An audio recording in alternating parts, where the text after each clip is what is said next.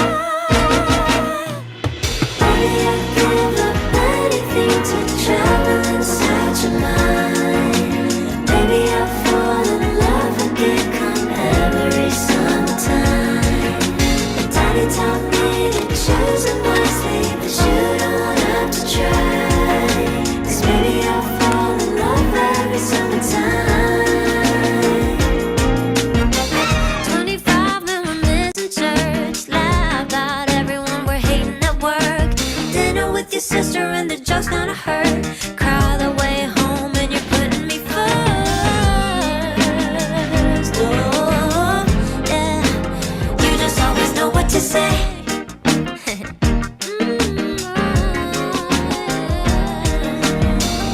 Strolling down the boulevard, dancing under streetlights. Oh, yeah. Every year we get older and I'm still on your side.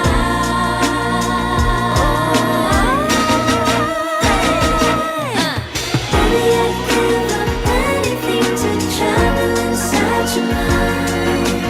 Maybe I'll fall in love again come every summertime.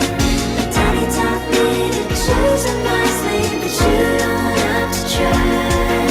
'Cause maybe I'll fall in love every single time. Every day is summertime. Every day is summertime. Every day is summertime with you. Every day is summertime. Every day is summertime. Mbak Mira, gimana kabar? Suara saya masuk. Ya, ya Tuan Satma, terima kasih. Masuk. Masuk, Pak. Oke, ya udah. Oke. Selamat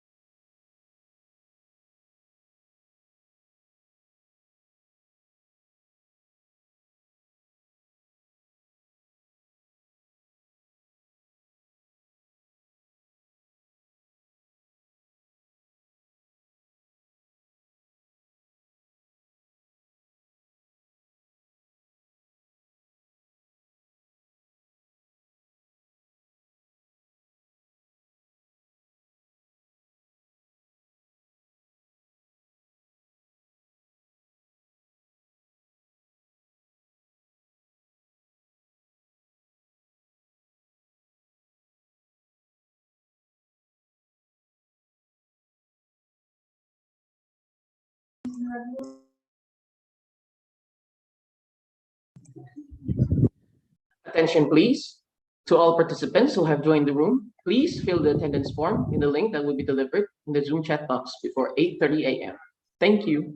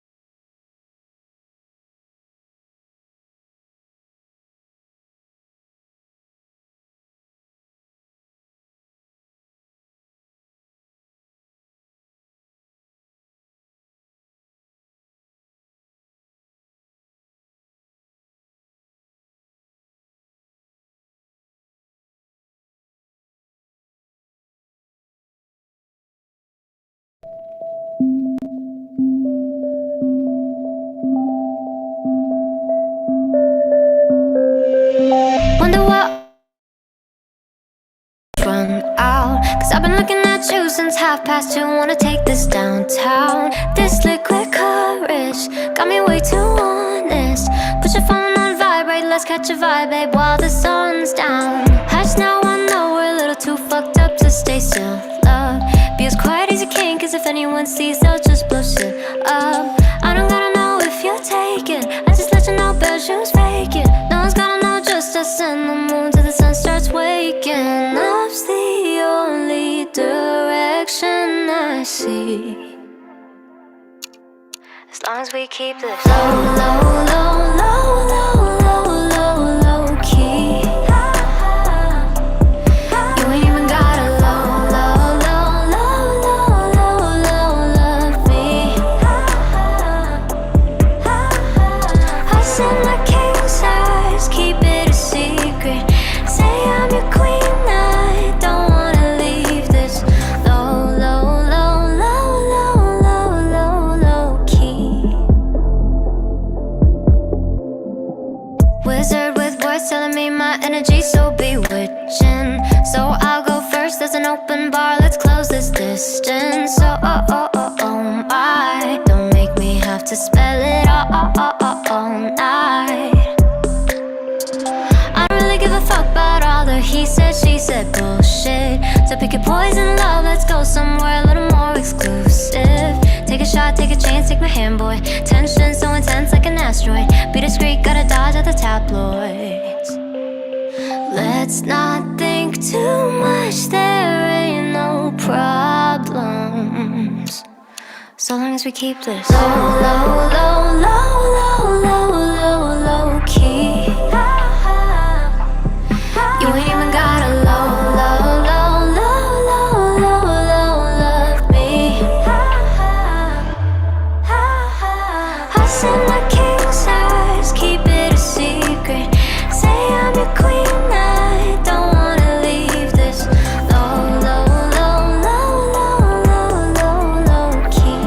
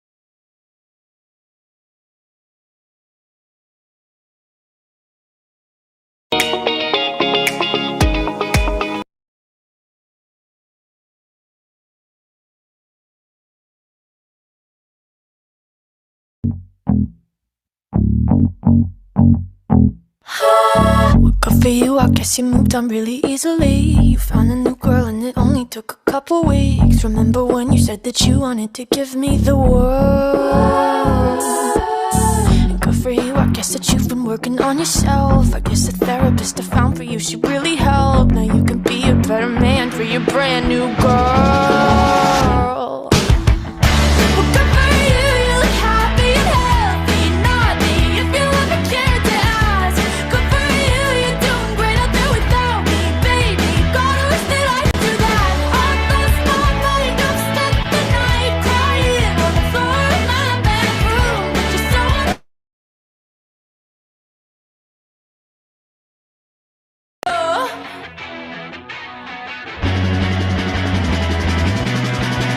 good for you, I guess you're getting everything you want. You bought a new car and your career's really taking off. It's like we never even happened, baby. Tell me what is up with that?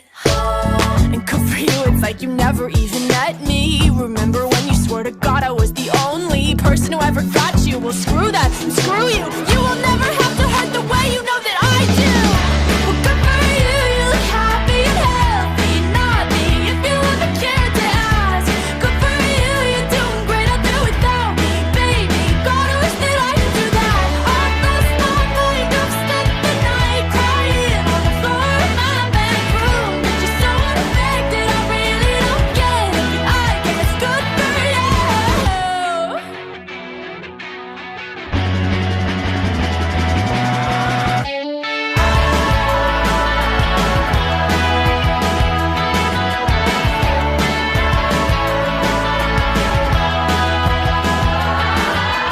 Maybe I'm too emotional, but your apathy's like a wounded soul.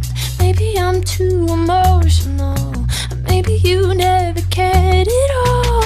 Maybe I'm too emotional, your apathy is like a wounded soul. Maybe I'm too emotional, or maybe you never cared at all. For you, you look happy and healthy, not me, if you ever cared to ask. Good for you, you're doing great out there without me, baby. Like a damn sociopath, I've lost my mind, I've spent the night crying on the floor of my bedroom. But you're so unaffected, I really don't get it, but I guess good for you.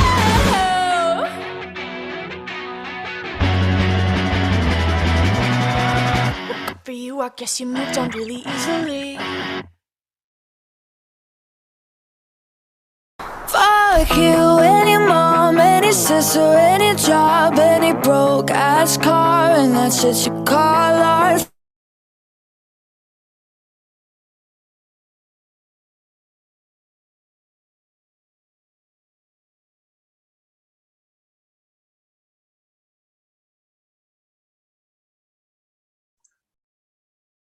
Attention please to all participants who have joined the room. Please fill the attendance form in the link that will be delivered in the Zoom chat box before 8:13 a.m. Thank you.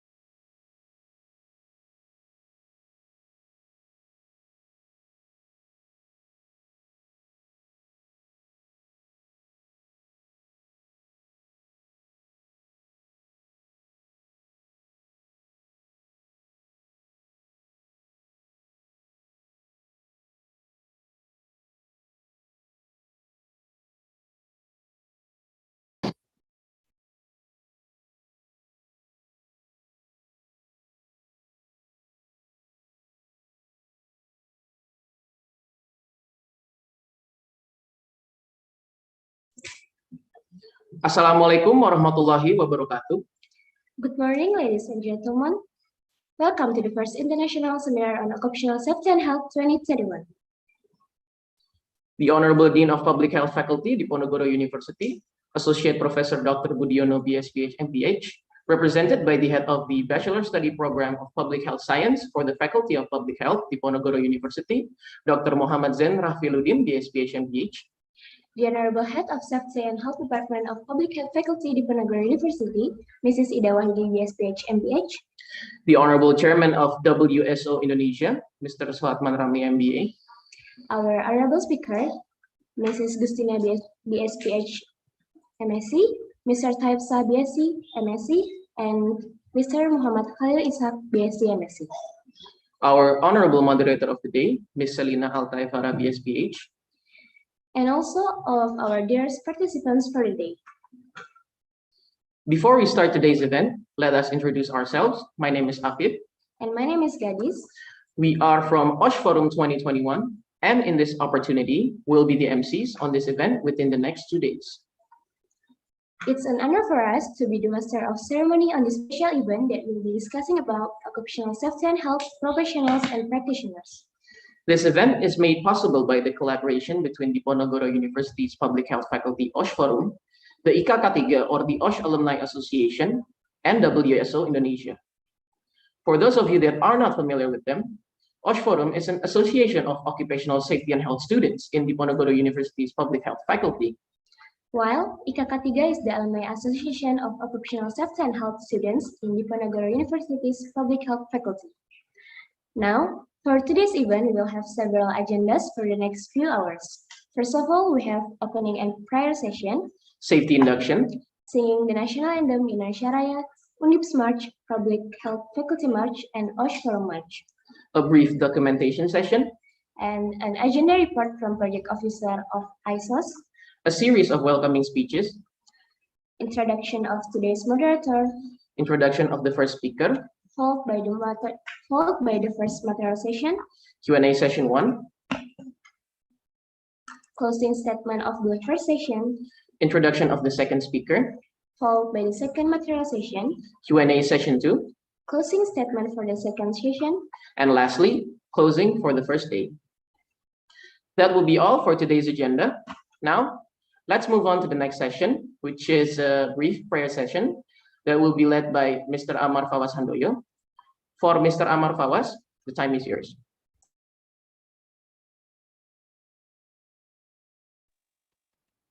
Assalamualaikum warahmatullahi wabarakatuh.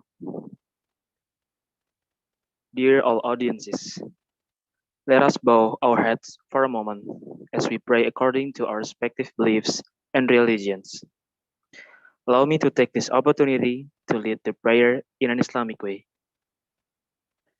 In the name of Allah, the most gracious and the most merciful. Bismillah, wassalatu wassalamu ala rasulillah, wa ala alihi wa sahbihi wa man wala. O Allah, the most gracious, today, with your permission and blessing, we'd like to carry out our international seminar on occupational safety and health.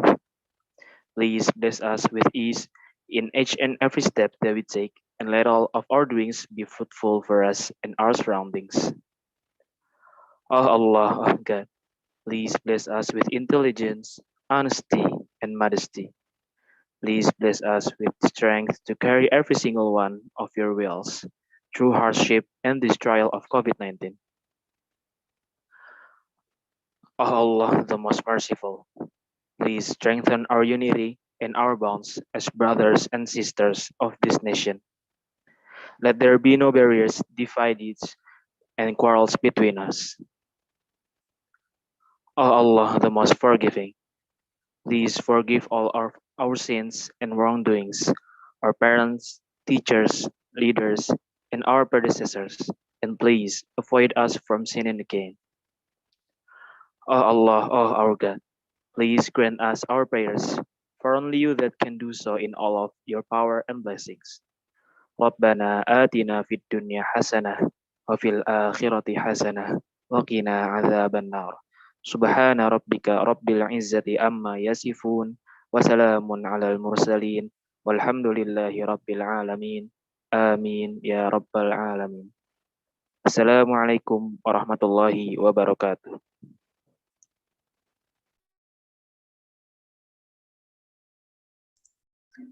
Thank you, Mr. Ahmad Fawaz.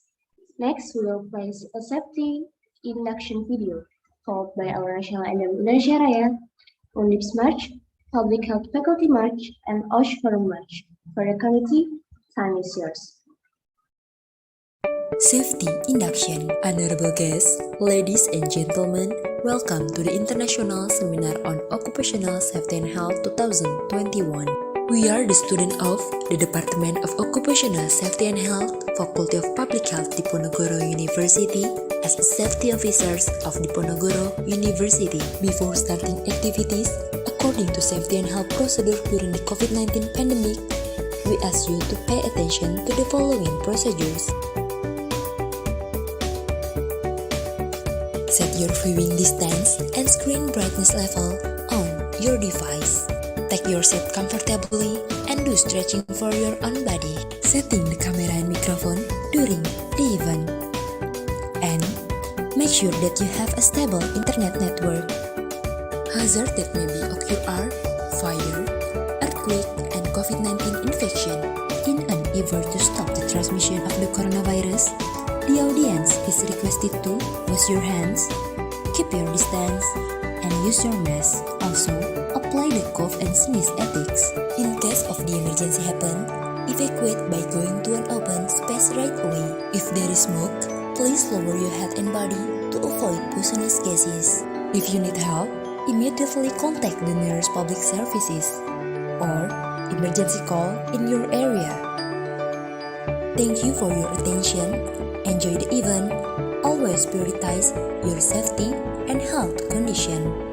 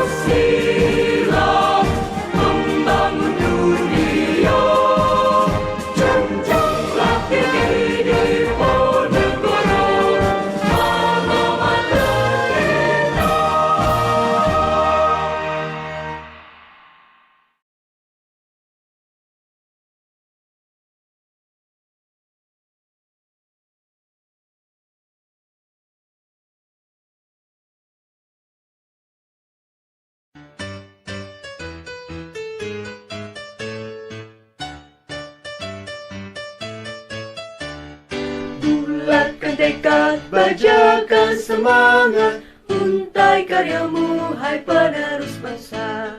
Kobarkan api, semangat mengabdi, rela berkorban untuk ibu pertiwi. Rajin bekerja untuk menuntut ilmu, capai citamu, petik harapanmu. Satukan derat, song-song masa depan, bangsa yang sehat, tujuan mulia.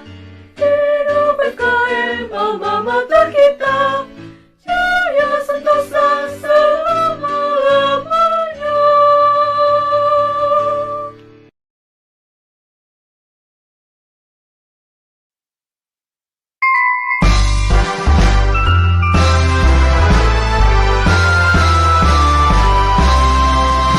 Wahai generasi penerus bangsa, satukan langkah dan kobarkan semangatmu. Bangun Indonesia, negara kita, rakyat sehat dan selamat. Teguhkan budaya ketiga kita. Sehat serta selamat rakyat Indonesia, tujuan Forum Jaya. Satu tujuan, satu harapan, Indonesia berbudaya ketiga. Satu tujuan, satu harapan, Indonesia selamat. Satu tujuan, satu harapan, Indonesia berbudaya ketiga. Satu tujuan, satu harapan, Indonesia selamat. Forum Jaya.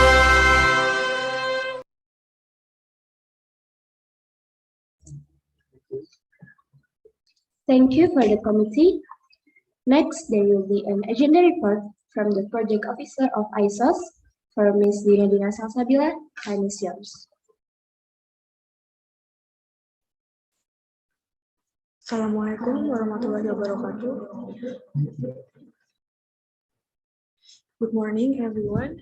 The Honorable Head of Safety and Health Department of Public Health Faculty Diponegoro University, Mrs. Ida Wahyuni, BHPH, MPH, the Honorable Chairman of LSO Indonesia, Mrs. Fatman Ramli, MBA, our Honorable Speaker, Mrs. Gustina, BHPH, MSc, Mr. Tayyib Shah, BSc MSc, and Mr. Muhammad Khalid Ishaq, BSc MSc.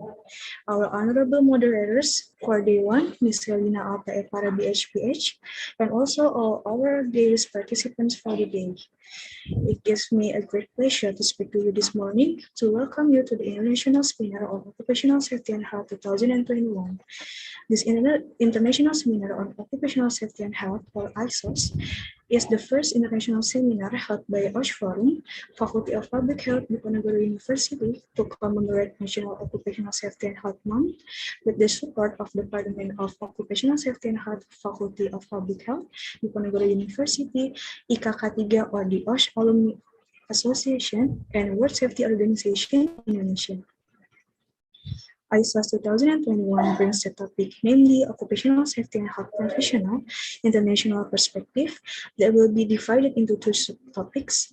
The first one is Occupational Safety and Health Professionals and Practitioners, for today presented by Ms. Gustina and Mr. Tayyib, and for tomorrow is the Future of Safety in a Digitalized World, presented by Mr. Khalid.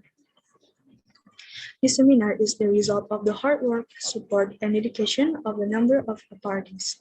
Thank you to all the committees who have worked very hard to turn our initial visions for this international seminar into reality.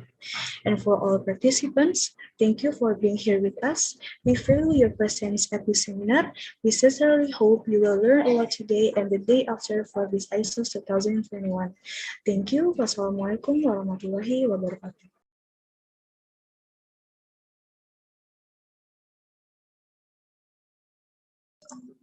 Thank you, Ms. Zinedina Salsabila. We hope that this event will be running smoothly. Next, we have a welcoming speech from the President of OSH Forum 2021, For Ms. Shinta Nurhaliza, the time is yours. Assalamualaikum warahmatullahi wabarakatuh. Shalom, Om Swastiastu, Namo Buddhaya, Salam Kebajikan. Good morning to one and all present. Thank you to each and every one of you for being here with us today. The Honorable Head of Safety and Health Department of Public Health Faculty Diponegoro University, Mrs. Ida Wahyuni, BSPH MPH, the Honorable Chairman of WSO Indonesia, Mr. Suhatman Ramli, Diploma SM BSPH MBA, our honorable speakers, Mrs. Gustina BSPH MSc, HSE Analyst at Pertamina PDC and founder of HSE Learning Center from Indonesia, Mr. Taib Shah, BSc MSc, Managing Director and Principal Trainer, Greenwich Training and Consulting from Pakistan, Mr. Muhammad Khalil Ishaq, BSc MSc, Managing Director of Khalil Trading Service, SDN BHD, and President of Association for Victims of Industrial Accident from Malaysia. Our honorable moderators, Ms. Selina Alta Evara, BSPH, and Ms. Daliantika Mutia Zahra, BSPH, and also all of our dearest participants of the day. It gives me immense pleasure in welcoming all of you to the International Seminar on Occupational Safety and Health 2021. I would also like to express our gratitude to our esteemed speakers and moderators who have accepted our invitation. This event would have been impossible without the support of each and everyone present here. Seeing the success of our senior on holding national seminar year by year made us actually feel challenged to take it one step further. Knowing that OSForum FKM Undip is the best place for us to learn, to pour out our innovation, this international seminar has always been our dream ever since. Along with the preparation process, we learned that it really was not easy to be a pioneer, and it seems impossible to make a realization of the innovation we proved. But we took it as a chance to learn and turn the threat or challenges into opportunity for us to spread our wings wider. And here we are today, International Seminar on Occupational Safety and Health 2021, the first international seminar of OSForum FKM Undip. Special shout out to our senior, Aisyah Mauliana Maharani, for connecting us with WSO Indonesia, Mr. Suhatman Ramli, who has been very supportive and let us have a collaboration with WSO Indonesia, Department of OS and OS Alumni Association, who's always been showing their support for us. Last but not least, Zinedina Salsabila and Cecilia Emeralda as the PIC of this event. Also, OSForum 2021, whose name cannot be mentioned one by one, thank you for your hard work and dedication for this event to happen, our dream to happen. The theme of this seminar is Occupational Safety and Health Professional, International Perspective. We have invited the subject matter experts who will share their views, experience, expertise, and thoughts on the topic.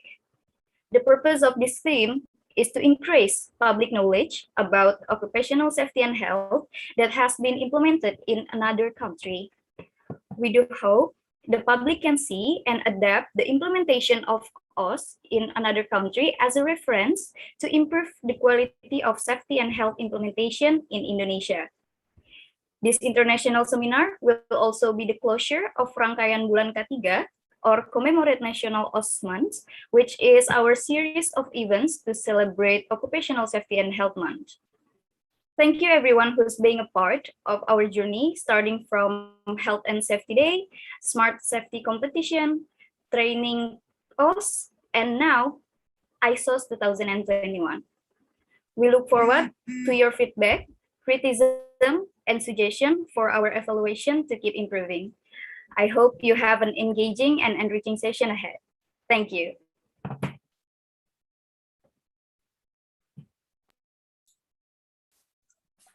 Thank you, Ms. Intan Nurhaliza, for the speech. Now we also have a speech from the chairman of WSO Indonesia, to Mr. Satman Ramli, MBA. Time is yours.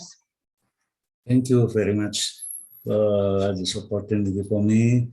Assalamualaikum warahmatullahi wabarakatuh.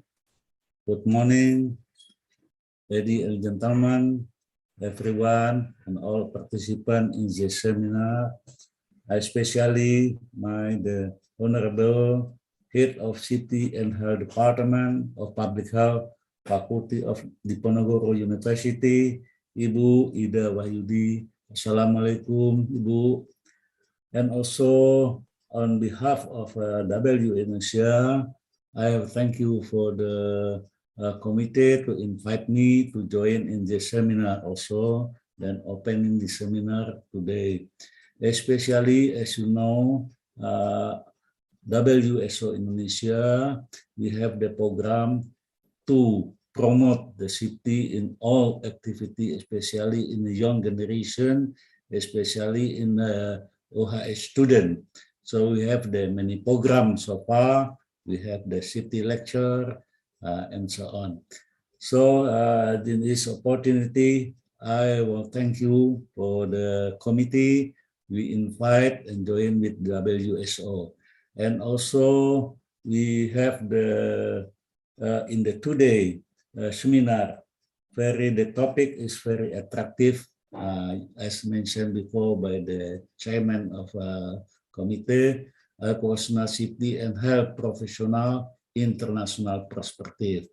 This is a very important topic, and also I'm thank you for the two our speaker from France, my best friend, Mr. Toib Shah and Mr. Muhammad Khalil. Assalamualaikum Pak Taib, and also Assalamualaikum Pak Khalil. Thank you very much, so you can join in this seminar. Ladies and gentlemen, as you know, the mission of WSO is to improve, to support the safety in the worldwide.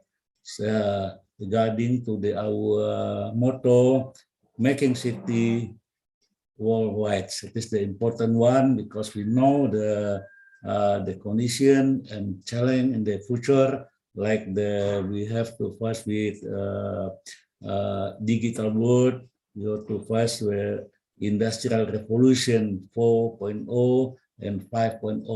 This is the theme today, and also for tomorrow is very, very attractive. Occupational safety and health professional and practitioner for today topic, and the next day, the future of safety in a digitalized world. This the two topic is very important. Thank you very much to everybody who joined in the seminar, and also I hope the seminar will improve our knowledge, especially for our student.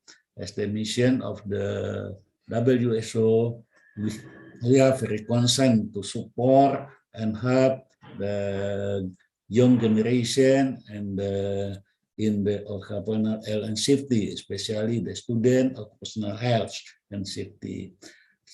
I think this is my short speak today, and thank you very much to everybody. Assalamualaikum warahmatullahi wabarakatuh. Waalaikumsalam warahmatullahi wabarakatuh. Thank you, Mr. Satman Ramli, for the welcoming speech. Next, we have another speech from the head of Safety and Health Department, Public Health Faculty Diponegoro University, to Mrs. Ida Wahyuni, BSPH, MPH. The time is yours. Okay, thank you for opportunity. Assalamualaikum warahmatullahi wabarakatuh. Our speaker in this day, Mr. Tayyib Shah, PhD, MSc, Mr. Muhammad Khalil Ishak, PhD, MSc, and Mrs. Gustina, SKM, MSc. Dear Mr. Suhatman Ramli, MBA, Chairman of WSO Indonesia, and dear Mr. Dr. Budiono, FKM MKes, as Dean of Public Health Faculty, Diponegoro University, and all lecturer and staff, dear all participants in this seminar. Thank you to each and every one of you for being here today at this wonderful seminar. I would like to express my appreciation to Indonesian World Safety Organization for this cooperation and supported. Mr. Suhatman Ramli, thank you so much. Yeah, yes. I hope this seminar is useful for all of us, especially to increase knowledge about occupational safety and health. And thank you, our committee, for your work hard. Finally, I apologize if my forward in there that is less acceptable or have forgotten. Okay, thank you, and wassalamualaikum warahmatullahi wabarakatuh.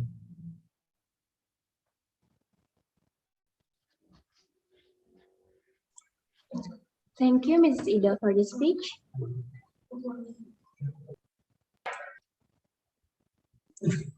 Moving to the next agenda, we will have a brief documentation session. To all participants, please turn on your camera, and for the committee, the time is yours.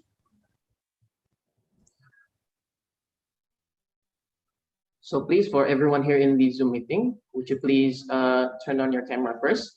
So the committee will take a screenshot on every slide. Sorry, who is opening this ceremony?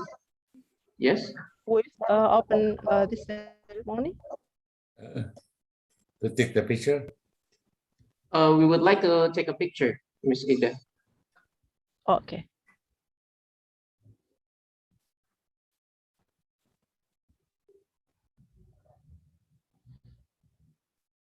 Okay, for those of you that have the cameras, pardon? Zero accident. Yes. Okay. Zero accident. Okay, I guess. For the committee.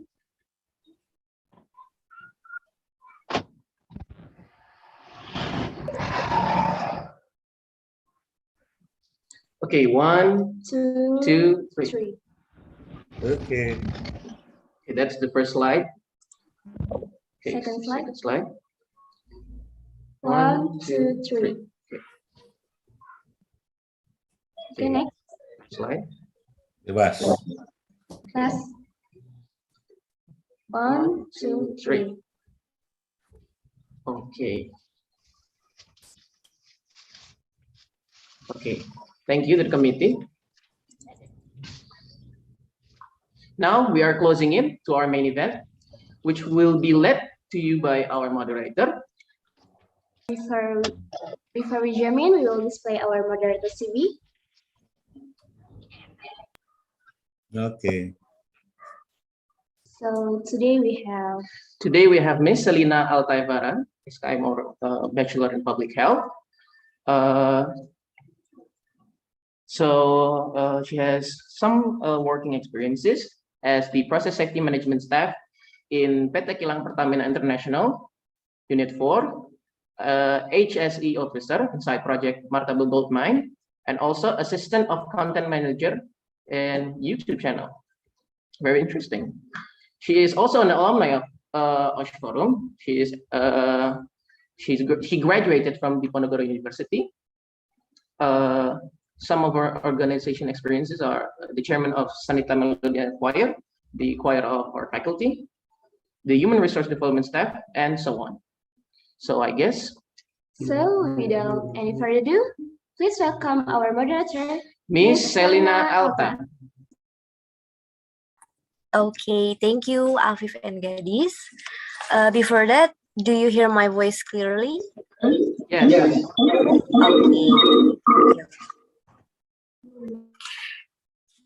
The Honorable Dean of Public Health Faculty of Diponegoro University, Mr. Dr. Budiono, BS, PH, MPH, the Honorable Mrs. Ida Wahyuni, BSPH MPH, as the Head of Occupational Safety and Health Public Health Faculty of Diponegoro University, the Honorable Mr. Suhatman Ramli, Diploma SMSC MBH, Chairman of WSO Indonesia, the Honorable all the lecturers of Occupational Safety and Health Public Health Faculty of Diponegoro University, and the Honorable of all our speaker, Mr. Tayyip Shah, BAC MAC, Mr. Muhammad Khalil Ishak, MAC BAC, and Mrs. Gustina, BHPH MPH. The Honorable all of Occupational Safety and Health Public Health alumni, and all the honorable participants of this seminar. Hello, everyone. Good morning.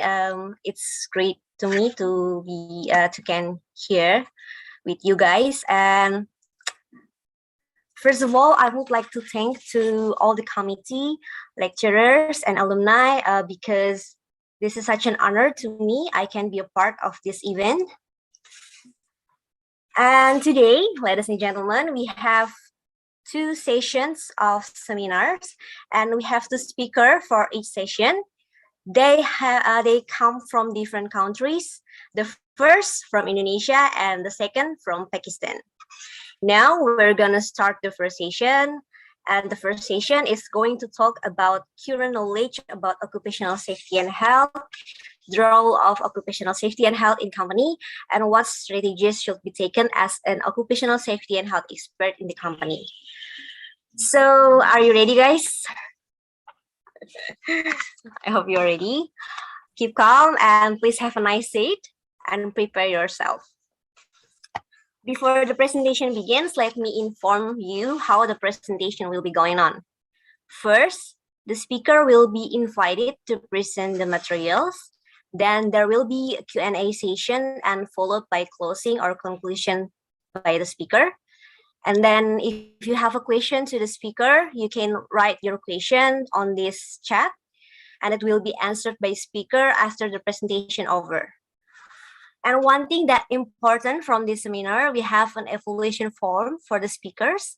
We would like to ask for your help in filling out the evaluation form, whose link will be sent via chat, right? And let's moving in our session. Our first speaker today is Kak Gustina, or we usually call her Kak Bucu. Maybe for all for the committee, please you can share the CV.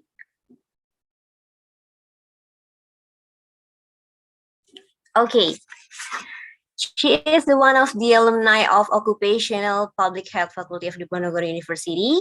Then she graduated the Master Degree of Science in Occupational Health, Safety and Environment from the University of Birmingham, UK. She has many experiences as health safety environment specialist and analyst in several companies that have big names. And now Kak Gustina working as health safety and environment analyst at Pertamina PDC, Patra Dealing Contractor, and become a founder of Study and Learning Center Belajar HSA. So please welcome Kak Gustina Bucu. Hi, good morning, everybody. Yes, before I start my presentation today, I would like to make sure that you can hear me clearly. So can you confirm, Selina? Thank you, Kak Bucu. Yes, okay, so you can hear my voice clearly, right?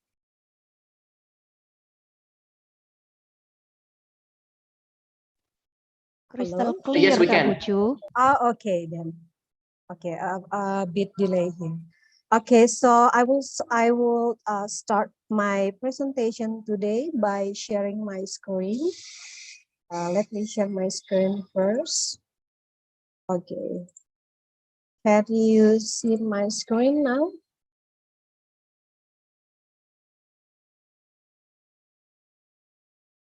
Okay.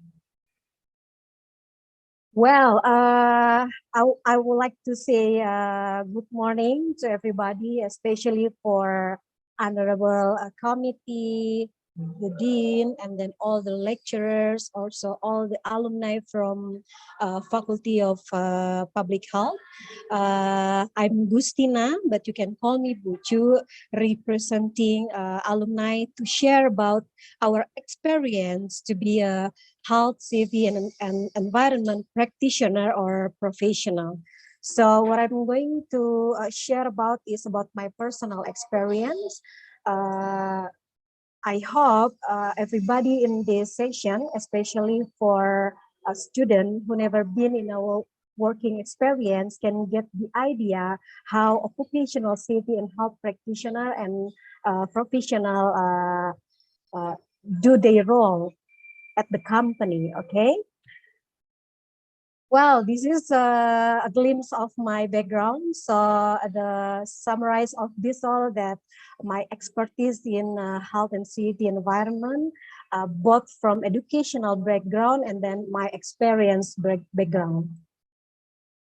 And then as mentioned as well by moderator that I'm funding this HSL Learning Center where everybody can learn together about health, safety, and environment.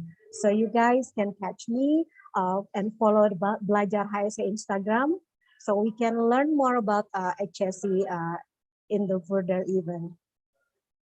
Well, based on the theme or the topic that being asked by committee, for me to be delivered, that I should mention about these topics. The first topic is about HES professional and practitioner roles and responsibility.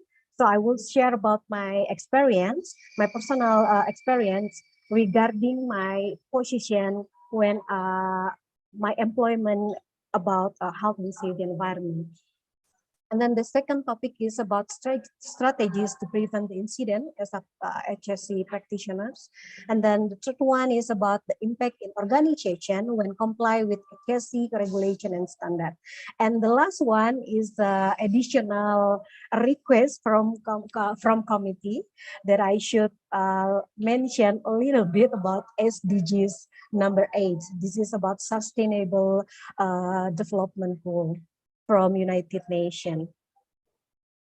Well, the first topic, it's about HSC roles and responsibilities. Okay, I'm gonna talk about my personal experience. Maybe some of you in this seminar already have experience to be a HS practitioner or professional, and then maybe at the end of the presentation you find that there is a difference between my experience. So it's normal because as we know that every industry have their different process, the size of organization, and then the difference of maintaining their industry. So it should be normal if you find a difference, a terminology or different experience from me. Well, this all my employment history. So the first one was HES specialist at Chevron and in oil and gas industry. So it took about 3 years for me to be a HES specialist. And then after that, the rest of the employment at Chevron, I was assigned to be a HES engineer. But most of them I work as a HES specialist. And then after that, I resigned from Chevron and then continue my master degree to take a health and safety environment Master of Science program. After that, I was assigned to be a HES assessment competency specialist at Braucom, but only for 10 months at coal mining, and after that I need to move to the UK. After I went to Indonesia back for good, I was assigned. I'm currently to be a HES analyst at Pertamina PDC in oil and gas industry. So as can be seen on my slide, that most of my experience is in oil and gas company. So I'm gonna share you about my a little bit detail into each role for the role and responsibilities, so you can get the idea what I'm doing during my employment. So this is for HES specialist. HES specialist, this is only the name of or the only terminology for the position itself. But you know, the fact that a lot of things to do, I call it role and responsibility beyond your job position that you need to be able to do. Like I was assigned to be HES project leader and inspector, facilitator. I need to be a trainer as well at the same time, and then advisor as well. Then there is when there is incident happen, I need to be investigator as well. When the audit cycle times is coming, and I need to be auditor as well. So to be a coach as well in delivering all the health, safety, and environment standard, procedure, system, and all program for all employee in the whole operation. So the main message in here is HES specialist only a job position, but a lot of things that need to be done with your role as a HES specialist. So this is what we call a role and responsibility. So when maybe you're gonna ask me about what topics that need to be focused on when we work as a HES specialist. I would mention some of them, not limited into this, but this is the most, you know, the most or the main topic that need to be considered or take into account when you work as a specialist. You, especially in oil and gas industry, right? As you can see on my slide that I display about IOGP, International Association of Oil and Gas Producers, where they introduce about life-saving rules, or in the previous company where I work, we call it managing safe work. So what is managing safe work? Managing safe work is a system to, you know, to make sure all the employee can work safely when they execute this all high risk activity from 1 to 10, but not limited into this 10 topic. Okay, so but I'm going to mention this all. The first one is working at height. As we know that in many industry, there should be an activity related to working at height. And working at height is considered as a you know, a high risk activity. So as a HES specialist or whatever it is the name of the position, we should be able to make sure that our employee who you know, who's working with this kind of job, they know what is the standard, what is the procedure that need to be, you know, to be complied with. This, you know, this happen as well to the following section, like electrical safe work practice, excavation, confined space entry, hot work, lifting rigging, and then, you know, permit to work standard, because as we know that every activities that need to be executed in every industry, you cannot execute it directly. You need to you know, to obtain the permit, the permit to work based on your activity, and then based on your qualification and etc. So you cannot execute it directly. You need to obtain the permit to make sure that you you know, you meet with the standard and policy within the company. And then the next one is about qualified standard operating procedure. As we know that we cannot execute any job or any task without such standard operating procedure. So we should you know, we should ensure that in industry or company we have provide a safe standard operating procedure, or we call it SOP.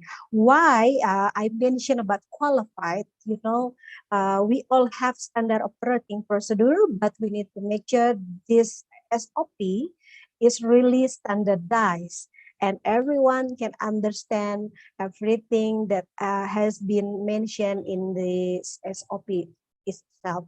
So that's why we call it qualified standard operating procedure. So the next one is about a work team leader.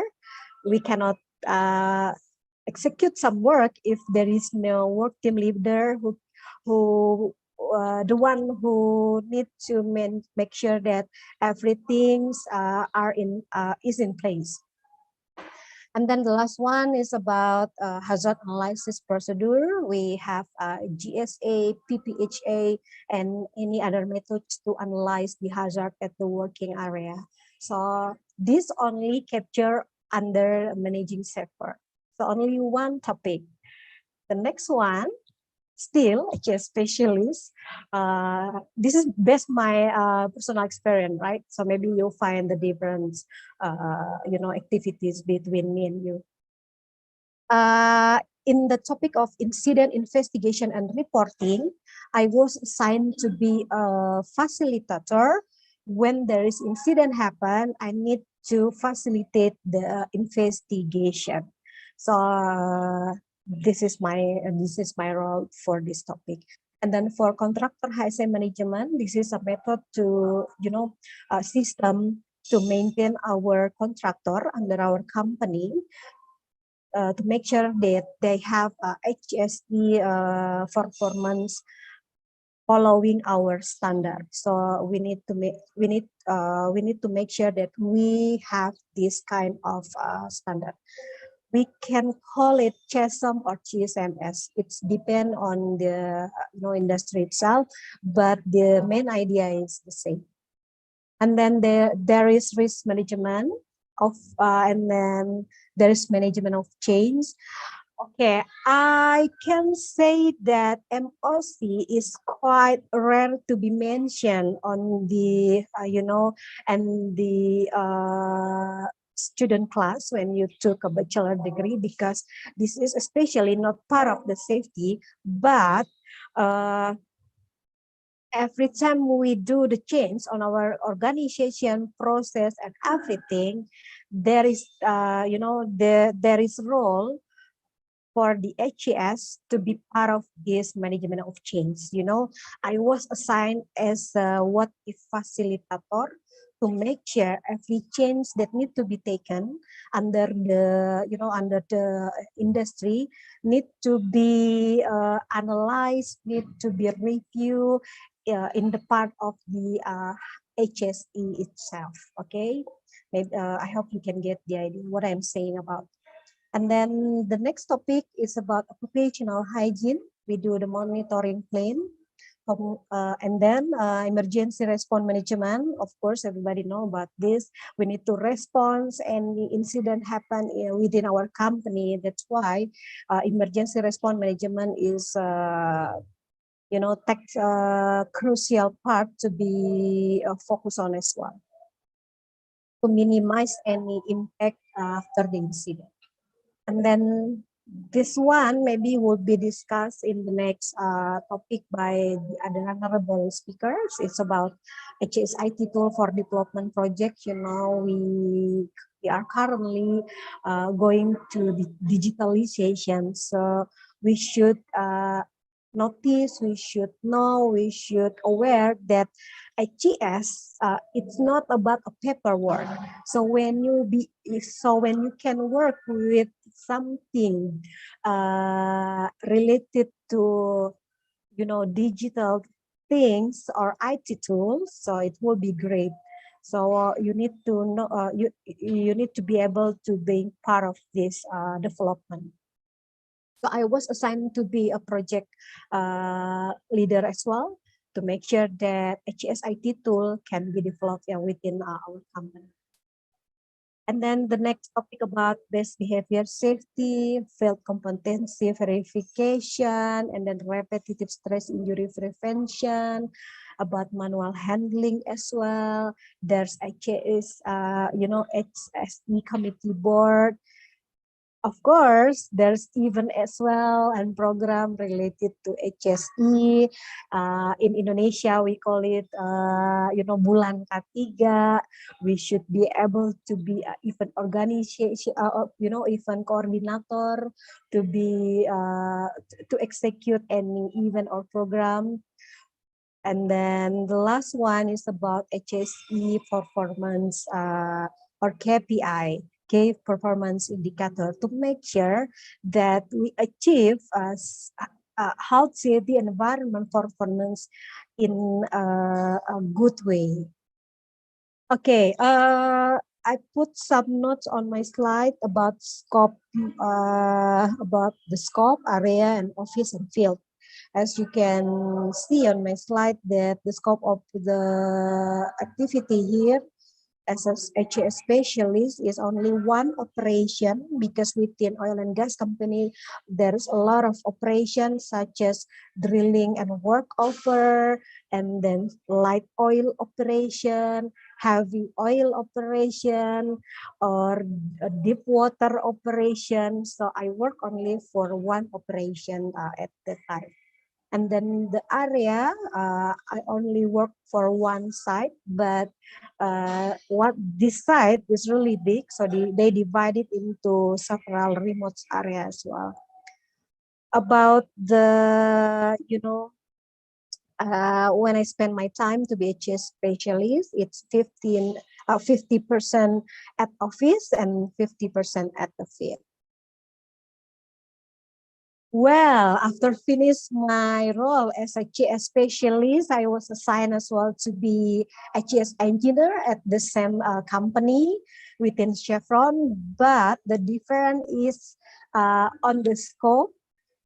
Previously, I only worked for one operation, but as a HSE engineer, I work for all operation in Sumatra at the time. And then the coverage area is for all sites. And then the difference between the previous employment is I work a lot more in office, because I need to maintain many system, standard policy procedure that need to be followed by all operations. So a little bit at field just to make sure the implementation of the deployment on the standard procedure well implemented by all the employee and the contractors. Okay, most of the task is similar to the HSE specialist, but there is some additional responsibility. They add some role and responsibility to be a process advisor. They call it process advisor. Okay? To focus on RSIP or repetitive stress injury prevention program, and then base behavior safety, also occupational hygiene. In occupational hygiene, I need to make sure that all operation being monitored by our secondary contractor, make a risk profiling, to do the noise mapping, to make sure particulate dust monitoring is being, it's being done by the contractor, and then heat stress monitoring, BTX monitoring, PPR arrangement, and etc. So these are the additional activity for HSE engineer. And jump to the next, to the next employment.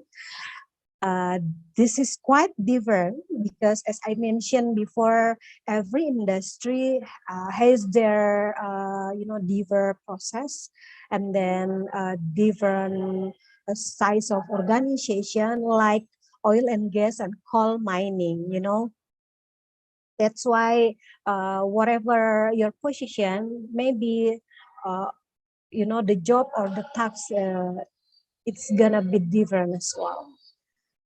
In coal mining, I was assigned as a GS assessment competency specialist, as a project leader and coordinator, to make sure that all employee, both of user or contractor company, follow, meet, and then have a satisfying knowledge, yeah, related to their competency, especially in HES competency. So there's a training that need to be conducted by a company, and then there is a certification itself that need to be followed by company based on government regulation. So what I'm doing at that time were develop training need analysis, develop HES training metric, conduct any HES training and certification. I need to identify as well the HES competency and certification level based on the critical job in every site. And then we do have some additional, project, we call it supervisor competency assessment, that we need to make sure that they not only attend the class, but when we go to the site and then we try to ask them several topics related to the certification or training that have been taken by them, we need to check whether they understand it or not. Okay, and then we check as well regarding their activity, whether they comply with it or not. Okay, and then conduct some HES program and event as well. So for the scope is only one operation, but it's a really huge operation in coal mining. And then area, I covered all area. Office, I work a lot in office base, 70%. And sorry, there's some error over here on my slide. On the field, it should be 25%. Well, the last but not least, as a GS analyst. So this is, a really quite different between the last three, because this one is a project-based activity. I was assigned to help a transition team, as we know that we have a massive transition in Indonesia, where Chevron, as the previous operator to operate Rokan block in Sumatra, has in their their contract in Indonesia to be the operator. So Pertamina Hulu Rokan take the lead, take the block Rokan to be operated by Pertamina. So this is not a simple transition. This is a really complex transition. I was assigned to help this big project to make sure that HES management system is in place. Okay, let me explain you in a simple way. This job is like to prepare a house for a new family. So we need to maintain the house is ready, all the utilities are in place, or the electricity are can be function, and everything. So like you prepare a house with the utilities inside and make sure all the things is work. So once Pertamina take the take the operation, everything are in place, especially related to the health and safety and environment itself. So we need to make sure that HES management system is in place. And then I was assigned to be a project manager to make sure that HES IT tool readiness is in place as well, such as para impact for contractor HES management system, and then MOZ, IMS, to make sure that incident reporting management can be recorded or documented in the IT tool, very well. And then there's managing safe work as well. There's status process safety and etc. A lot of IT tool that need to be, to be ready for Pertamina when the transition time is coming. And then I help drilling and workover readiness as well, because there's a drilling activity that need to be executed when Pertamina already take the block Rokan. and then manage all contractor in order to comply with HSE regulation. Make sure all PPE readiness has HSE campaign, training, communication package, of course about emergency management as well, and MOC. The scope is all operation and area coverage is all outside as well. And this one is 100% office based. So I don't have any job to the field because based on my experience, I already familiar with the site, the operation. So I only did this job at the office. Okay, the second topic is about strategies to prevent incident as HES practitioner and professional. I believe that there's many ways to prevent the incident. What I'm displaying on my screen right now is not limited into this. This is not the best the best one, but this is something that you can take into account to help you to prevent incident in your industry. The first one is discourage risky behavior. As we know that incident happen, it starts from unsafe action and unsafe behavior or unsafe condition as well. We should make sure that everybody in in industry minimize their risky behavior. So we need to discourage this. And then the second one is about implement control measures. As you can see on the right hand side of mine, okay, the hierarchy of control. This is one of the methods or tools that you can follow or refer to control any hazard at the workplace. I believe you already familiar with this. We can start with elimination, and the least effective one is PPE. And then the third one is review your policy and procedures. Not only once a year, it's depend on the situation within your company. If the incident happen within your company, that means you need to review your policy and procedure. What went well and what went bad with your policy and procedure. And you should provide adequate training to make sure everybody within the company or industry have qualified or qualification that meet with the tasks that need to be executed by them. So you need to provide adequate training. And then perform regular inspection. Of course, this is one, not only a simple inspection, but you can do a massive inspection on whatever it is. But the term is inspection to make sure that everything that have you been provided for all your company or your employee are in place, and then you need to validate whether the employee follow this rule or not at the job site.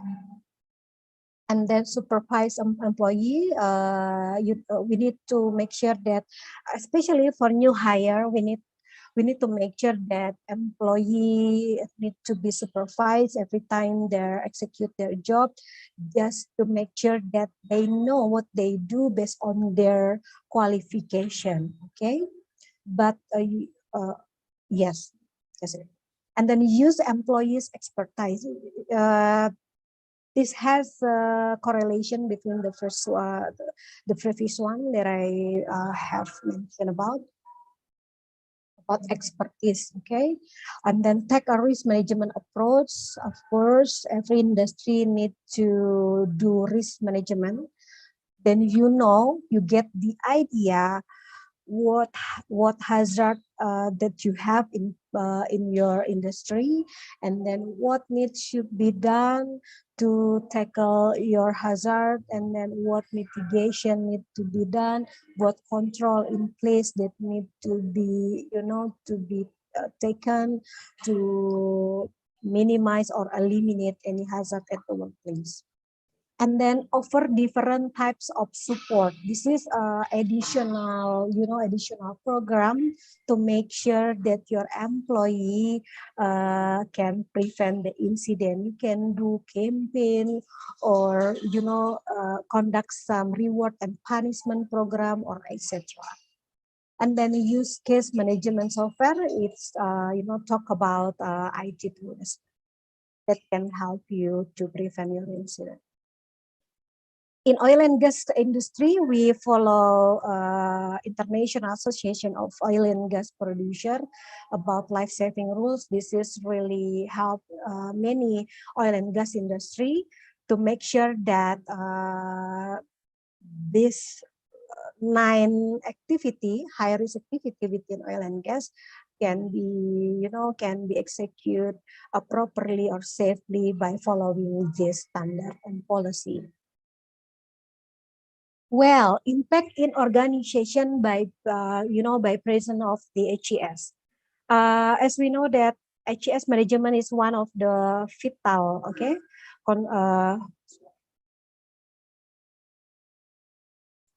is a vital one to be focused on by a lot of industry. I'm going to show you this incident. Okay, this is a very famous incident within oil and gas company. We call it Piper Alpha incident. It's happened 30 years ago. More than 30 years ago, and until now, this incident is still being the famous one because there's many fatalities occur during this incident. If you can see that there's 167 people died during this incident, and then about the cause. They spend a lot of money only for recovery, and then the loss order to the incident. If I can read for you, it's about 1.4 billion US dollar, and then they spend approximately about $200 million for compensating the family of the oil rig explosion victim. So this is a massive, incident happened in oil and gas. And then the second one is deep water incident. If you can see, they only have 11 fatalities. But what makes this incident, famous worldwide, it's about the oil spill happen. So this is the biggest oil spill in the US history. I will read for you that the oil spill happened during this incident is about 4 million barrels, or if we convert into liters, it likes a lot of numbers. So you can read on my slide. I can read for you one by one, but it's a huge. And you can see on the map itself. This is the the picture of the oil spill itself. It's really huge and the biggest oil spill in the US history. That's why, back to this slide, HES management is really important to be implemented by all industry, because the impact in organization is not only to prevent fatality, fire, damage, injury, spill, or etc. related to incident, but also protect your people, your property, environment, and then the last one, I think this is take the essential part as well for a big company, is about your reputation. So that's why HES need to be implemented by all industry. Okay, If you want to get the idea of what the incident happened, they make some movie to, to give the story of this incident. You can watch this. Well, how to implement a case management system? There is a simple way, by the way. You can follow international safety management system. We call it ISO, 45001 2018. We call it Occupational Health and Safety Management System. This is replacing the old one, OSAS 18001. So in Indonesia, you can implement SMK3. That is introduced by our government. So as simple as that, by the way. This is a PDCA model to implement the management system itself. This is a cycle or a tools that you can follow to make sure that management system is in place. Start from plan, do, check, act. Because this is a cycle, then you need to go through with the hierarchy or with the flow, okay? I will not explain in detail for this, but this is only additional information for you so you can get the idea, or at home you can start to share about this topic. Well, the last one is about a glimpse. This is only, I will say that this is only a glimpse of SDGs, because this topic is really huge for me to explain for you. So with the limited time, I will try to make it simple to understand that, nowadays that SDGs becomes famous within industry, within professional, within, researchers, within lecturers, among people. All sustainable development goals. Why I only put number 8 based on requests from committee? Because SDGs has 17 goals, and then they divide it into many targets, more than 100 targets, and then more than thousands, not only 8,000 events and publication related to these goals, and more than 1,000 as well of the action. So this is a really huge or really big topic to discuss, but I will mention it only a glimpse of number 8. Okay, the number 8 goal is about promote sustained, inclusive, and sustainable economic growth, full and productive employment, and decent work of all. Well, under this number, a lot of things that need to be discussed by every country, every professional, every practitioner. But I only mention about employment. Okay, this one, employment, decent work for all, and then social protection. As we know that employer is their responsibility to make sure to provide a decent work, and then employment creation, social protection, right at work, poverty eradication by giving compensation or good payment for all employees, and they should make sure they have a law to protect the employees, and they should take into account about the gender equality itself, make sure there is no discrimination within the industry. What I'm going to to mention for all participants in this seminar is about we what can we do with this kind of SDGs? Okay, so let employer do their part, and then we as employee or a candidate for employee, if you consider to work with industry, we need to do our part. We need to improve our knowledge, improve our experience by enroll to informal or formal class. Let's say you take your BSc, your MSc, or PhD in health, safety, and environment. Why? To make sure that you have a good educational background related to HSE if you want to be considered by industry or this part as well. Make sure that you can compete with the other candidate that might have a higher educational background than you.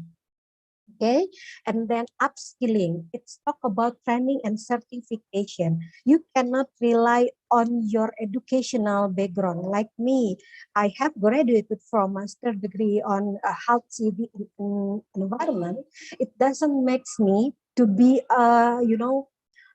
to be an expert on my expertise of HES. No, because I need to take additional training and certification as well to make sure that I am certified or qualified for specific topic. Let's say in Indonesia, you can enroll yourself in AK3U atau ahli K3 umum. Or if you want to work in oil and gas industry, you can take AK3 migas or whatever it is that you want to make sure that you are qualified about. Okay, and then the last one, it's the very important part. Repeat the process. You cannot being feel enough with your certification currently because the certificate has their expired date. You need to maintain, renew, or your knowledge or your certification. So repeat the process. You keep sharing and you keep learning. So this is the way how you be able to be part of SDG, sustainable, development goal. Okay, I think that's all that I can share for you. I wish that you can get the idea, especially I'm going to make sure that I already deliver all the committees asked me to explain about professional role and responsibility, strategies to prevent incident, impact in organization, and the last one is okay, thank you for your cooperation during my presentation. Should you have any question, just ask me on the Q&A session. I wish I can answer your question. Okay, I give it back to moderator. The time is yours. Okay, thank you, Kak Agustina Bucu, for the excellent presentation. Now we arrived in Q&A session. So guys, if you want to ask the question directly, just raise your hand, please, and it will be answered by Kak Bucu. Okay, there's a question in the chat from Mr. Muhammad Ade Maulidin, Kak Bucu. Okay. What do you think about the HSE competency test in Indonesia? Is this still up to date? Does anything needs of the industry? And what's the role of the Ministry of Manpower to ensure that? Okay, so I can answer this question directly, or I Yes, need to wait for please, another. Okay. Kak Bucu. Okay. Thanks for the question. I will try to answer your question one by one. What do you think about HS competency test in Indonesia? What I think about is what government what government provide for us about the certification.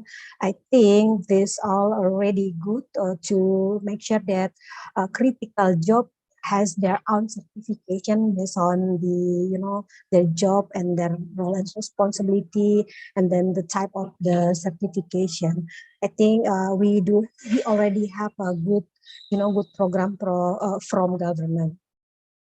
Is still up to date? I think so, yes, because as we know that government take parts of this, we believe in government that they also have the same willingness to make sure every industry in Indonesia can execute their process job properly and safely. Does anything needs of the industry? I didn't get it about this question. Maybe you ask about what industry can do with this competency, I think. So as I explained about related to my the third employment, I was in IKS assessment competency specialist. What industry can do is to make sure that we identify all the employee under our industry, certified with not only national standard. If you want to go international, we can adopt some international standard as well. So as an industry as well, you should be able, and then you should want to spend your your money to make sure that all employee under or within your industry have the competency itself. Okay. What is the role of the Ministry and Manpower to ensure? Okay, I think I have mentioned about it before. So what Ministry of Manpower, they provide the certification that need to be followed by many industry based on their job. Okay. I wish I can answer your question too. Okay, thank you, Kak Bucu. I think there's so much questions. Now we'll turn to Mr. Muhammad Atur. Please, could you please to open your mic and camera? Okay, thank you very much about the opportunity, Mbak Selina. Pardon me, I'm too shy to open my camera. No worries, no problem. Okay, hold a second. Okay, Mbak Bucu. Yes. For your information, I'm your junior in your college in Undip. Okay, without any more bluffy, I just want to ask my question. In your previous explanation that you had mentioned one time about the management of change. And if you don't mind, can you explain more to us about the management of change itself and the examples? And then the second question is it the same between management of change and PICA, or problem identification and corrective action, or there's different? And if different, where's the different? And is that management of change is part of the continuous improvement? Okay, maybe that's all I want to ask, and big apologize for my bad English. Thank you very much. No worries about your English. We are all learning about it. Okay, thank you for your questions. Really, really good one. I'm trying to answer it in a simple way because MOC is a really huge topic that need to be explained. Maybe on the next event, I can share you about this into detail. But based on your question, MOC is standard or method that need to be followed by organization when they change. When there is change happen. What kind of change? You can say your organization change, or your facility, or process itself within your company. Why we should maintain any change under our company? To make sure that we minimize or eliminate the impact of this change.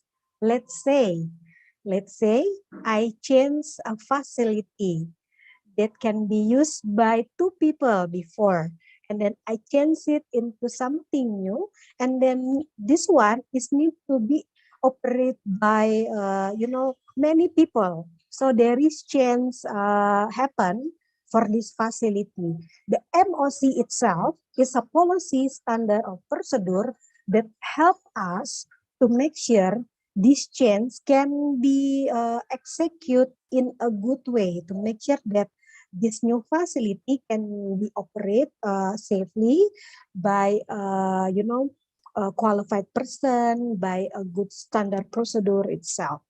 I think that's a simple way to explain about MOC. So you mentioned about PICA or SICA or whatever it is, it's a different. I can say it's different because MOC they have no other any terminology. It's it's strict to MOC. Okay. And then what is your last question? I forgot about it. Can you repeat your question? The last one. Okay. Yeah. Is that management of change is part of the continuous improvement? Okay. I would say yes. Yeah, because every time you change everything, maybe it's part of your continuous improvement. Because when you do continuous improvement, that's mean you always improve your system, your procedure, maybe your process, policy, organization. That's why MOC should be followed to make sure everything that you want to improve can be executed properly. Okay.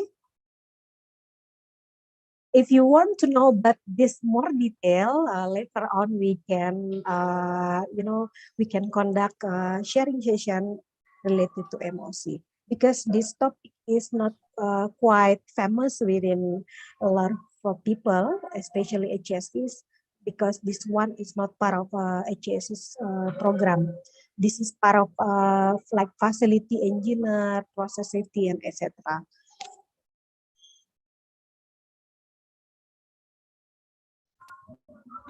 Okay, thank you, Kak Bucu. Mr. Atur, does this answer your question? Yes, maybe less. According to your experience, Mbak Bucu, what method is commonly used to make management of change? What method? MOC, especially has its own method. So Okay, I see. MOC itself is a method as well. Okay, I see. Thank you very much. Okay, thank you, Arthur. Thank you, Atur. I hope this was what you want to know. And let's move forward to second question from the chat. It's from Mr. Rohman. What does your experiences about the tools or programs to ensure all sequences or steps mentioned in the procedures or works instruction, GHA, and etc. implemented by the ground level employees at field operation, and how does to encourage the program run at all operation? Okay, Please answer, Kak Bucu. Okay, that's a long one. Can you repeat the name? Mr. Rohman. Okay, Rohman, you asked me about the IT tools, right? I'm trying to catch up your question on the chat because I want to make sure that your question can be answered by me clearly. Is the question is in the chat box or not? Yes, Kak Bucu, it's on chat box. Rohman, what does your experience about tools, program to ensure all sequence step mentioned in our procedure work instruction? Okay. It talks about, I think about Okay. Okay. Let me know if my answer doesn't answer your question. Okay, Rohman, but I'm trying my best to understand your question, by the Okay, way. no problem. Yeah. Yes. Based on my experience, the tools or program that we have to make sure all sequence of the step mentioned in procedure, we do have qualified SOP program. We call it that one. We have some standardized template to make sure all the qualified employee who is being asked by the industry, or let's say management level, to provide or to develop the SOP is to follow the standard itself. So one of the tools that can be used is we do have the template. And then after that, after they, let's say, develop the SOP itself, we do some review, whether this is peer review or leadership review, or, SME review or subject matter expert review. Okay, that's what we did to make sure that, all the sequence step mentioned on the procedure is can be followed by the employee. And then not only, not stop only into that step,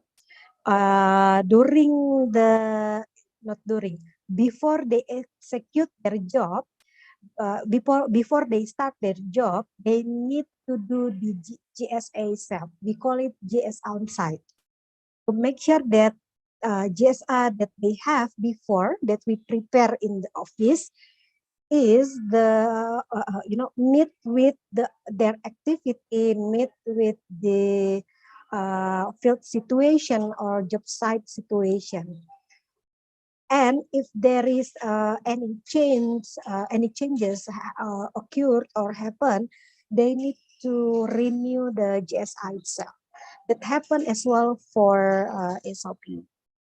And then as a HSE or a work team leader, supervisor, we need to do inspection to make sure that all procedure GSA can be followed by all employee at the. Okay, that's what I can answer towards your questions. Sorry, Miss Gustina, do you familiar with the plain task observation or task self-verification? Sorry, could you repeat it again?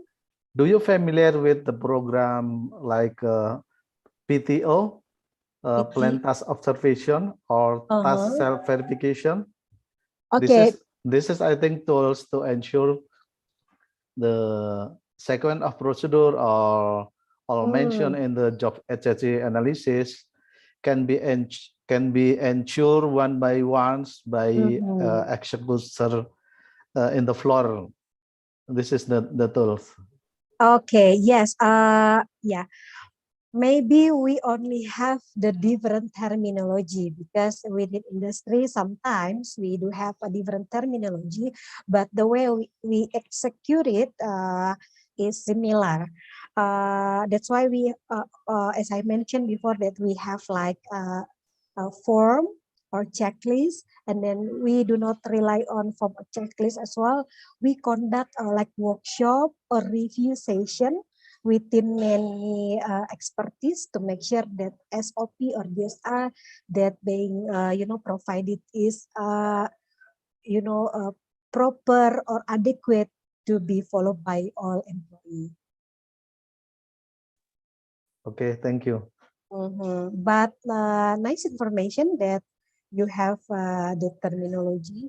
So maybe you can write it down on the chat box so the other participant can, looking forward to understand it more in the Google or, many media that can they learn about the topic. Appreciate it. Thank you. Okay, thank you for the answer, Kak Bucu. Does this answer your question, Mr. Rahman? I think enough. Thank you. Okay, thank you. Next question come from Miss Nadia Rahmi. Hello, Mbak Bucu. I would like to ask about the roles in HSA analyst that you have described as the scope is in all sites and the area is 100% office.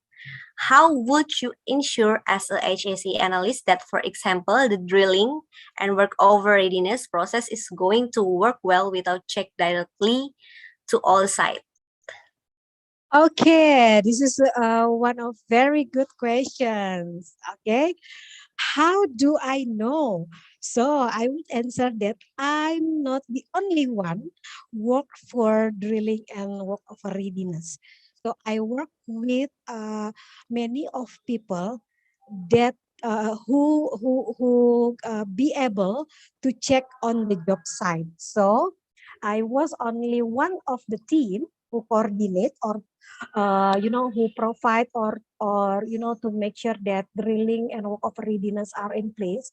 But we do have a perpanjangan tangan, our representative, to make sure this all can be followed by all the worker at the job site. Let's say we do have HES coordinator or HES field and VNV coach. We call it VNV coach, verification and validation coach at the job site. So yeah, because this is not only executed only by me. We work on it by a huge team. So yeah, I got a help from them. So maybe this can answer your question. Okay, thank you, Bucu. Is it enough, Nadia Rahmi? Or you want to ask again? Enough. Okay, thank you, Mbak Bucu. Okay, thank you. Okay, one question again. It's getting fun, Kak Bucu. Okay. It came from Mr. Nur Cahyo Adinugroho from his experience in HSA some industry, which is include construction, transportation, manufacture, and the latest is a part of management system in mining industry. From the latest, when he see the process of license KTT, Kepala Teknik Tambang, which is under ESDM Ministry, he think there's a very big difference between getting license for HSE practitioner or professional in mining or oil and gas industry, and we can say that person with AK3U, ahli K3 umum, will be the one who will be responsible for anything related with HSE in general industry like manufacturing and construction. What do you think about this gap and what we can do as an organization to make fix about this? Thank you, Kak Bucu. Okay, what I'm going to say that it's normal. Because if they make it the same one, what is the difference then between the certification for KTT or AK3U or etc. that you mentioned on your question? I think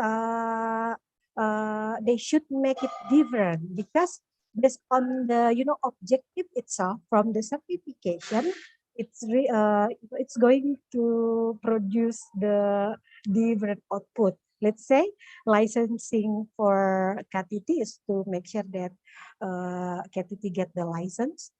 It's not talk about AK3U or AK3 Migas or AK3 Industry. So they should make it different, I think. So that's my response, Pak Nur Cahyo, Mas Nur Cahyo. Okay. And like AK3, sorry, I wanna add my answer. Like AK3 umum or AK3 migas for KTT itself, they have a different organization, they have different process, especially for migas and then coal mining. So yeah, it must be different. Okay.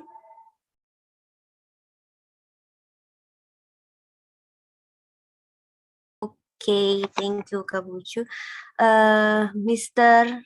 Nur Cahyo is it enough? Does this answer your question? Yes. Okay, maybe it's enough. Okay, thank you. I wish yes. Okay,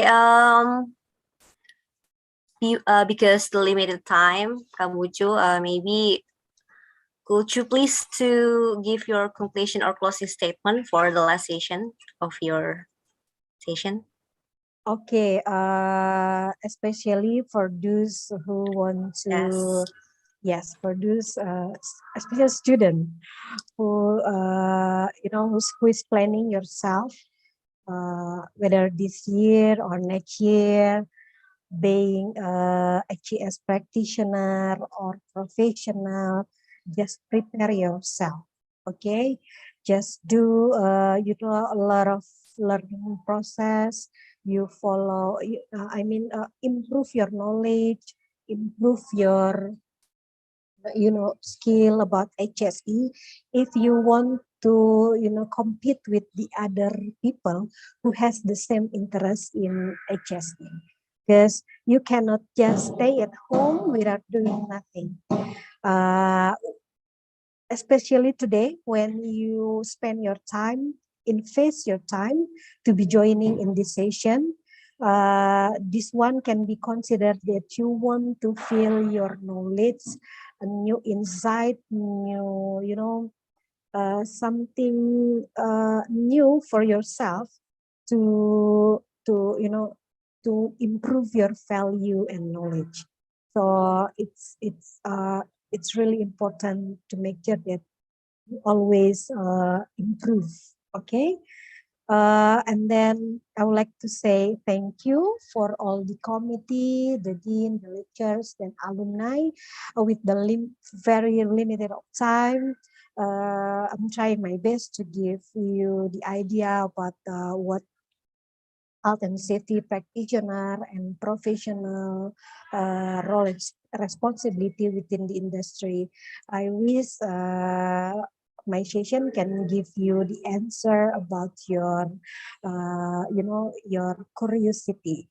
So thank you. We can talk later. We can have more discussion on the next event or through the other media. Just follow Belajar HSE. Okay, so once again, thanks for inviting me. And then you guys need to be stay tuned, to hear about the next speaker, because committee has invited two more speakers that really expert than me as well. They really have a great background, so you guys need to enjoy this seminar. Okay, thank you.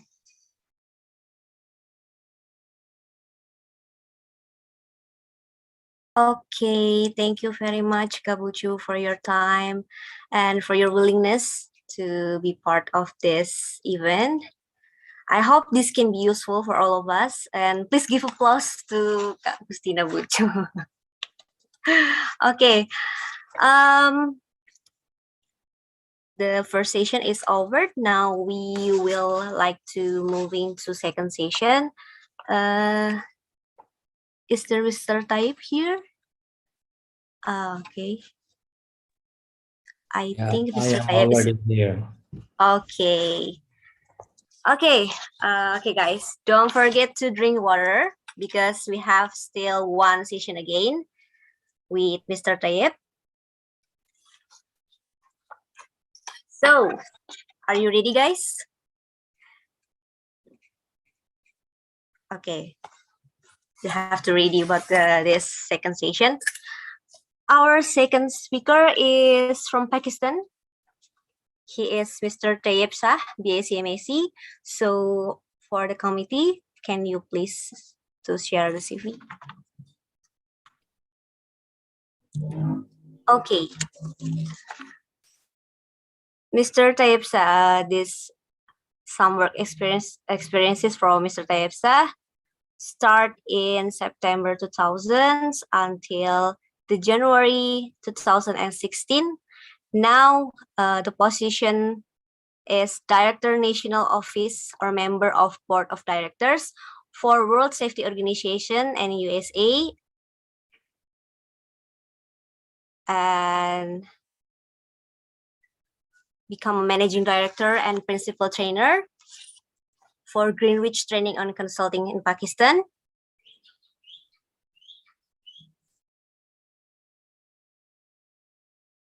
Okay, and the first position is Health and Safety Environment Officer in Pakistan. So down again. And Mr. Tayyip graduated from UK for the master degree in Health, Safety and Environment.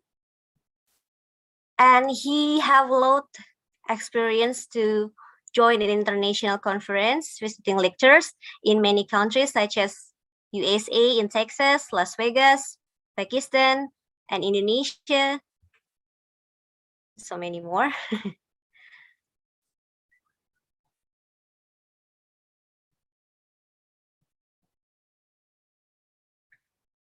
Okay, guys. Okay, thank you. Langsung aja. Please welcome Mr. Tayyipsa. Well, thank you so very much. I appreciate it.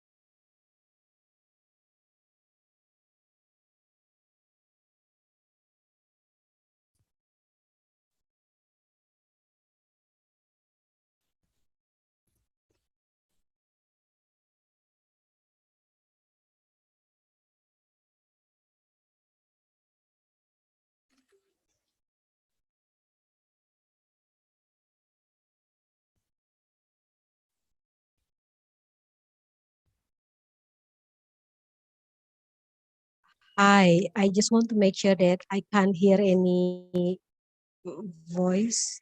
Okay.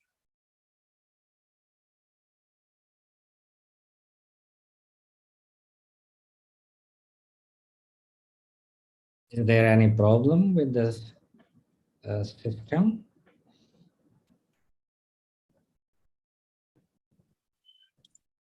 For the committee, maybe you can please, could you please to help share screen maybe?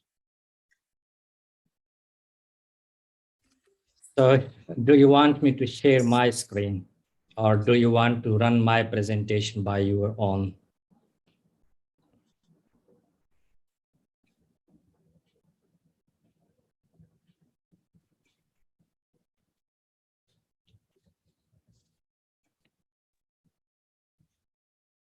Yeah, I think you can share your screen.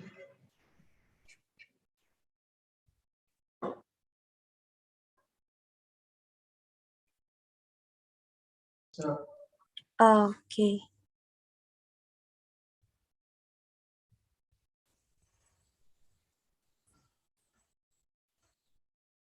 Okay.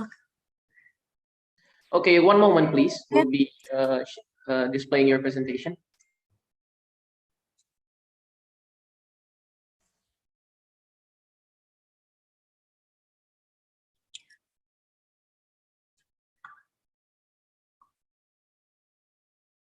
Okay, we are really sorry for the committee. There is bad condition and on technical.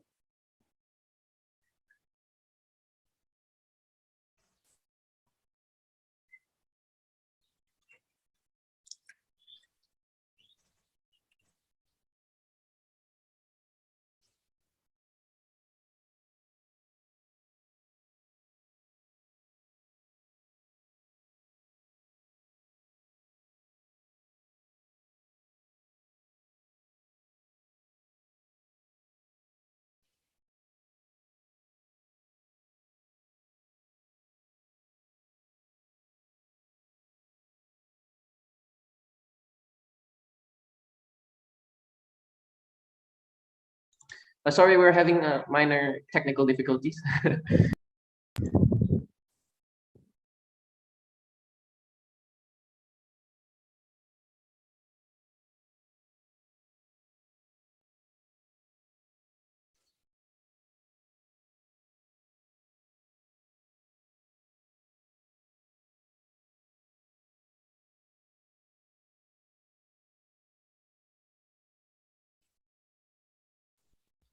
Okay, so maybe you can go on with the It's presentation. already appear in my screen. Yes. How about Mr. Tayyip and Yeah, all the I can see persons? my screen. Yeah. Okay. And I hope everybody can see the screen.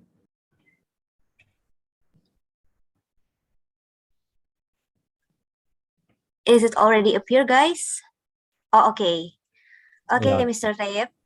So the time is yours now, please. Well, thank you so very much for getting me back. And good morning, a very good morning there. Well, let me check if the slides work. Okay. How to move forward the slides? Do you have any idea?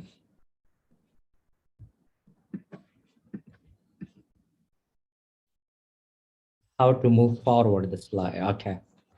So this is a brief introduction about me. My name is Tayyip Shah, and I'm country director of World Safety Organization for the National Office for Pakistan.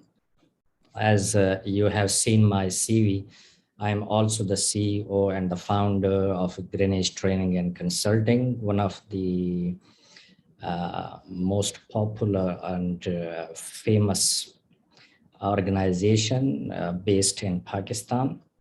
And I'm basically a OHS trainer, consultant, researcher, and content writer. So since September 2000, I have been working in occupational health and safety. With different international training, delivery experience, and consultant and researcher, working with different international organizations. So this is brief about me, but I was told that director of WSO or World Safety Organization Indonesia to brief the participants about the NIBOSH qualification as well. So I am one of the NIBOSH trainer as well. So this is brief about me. Can you please forward the slide?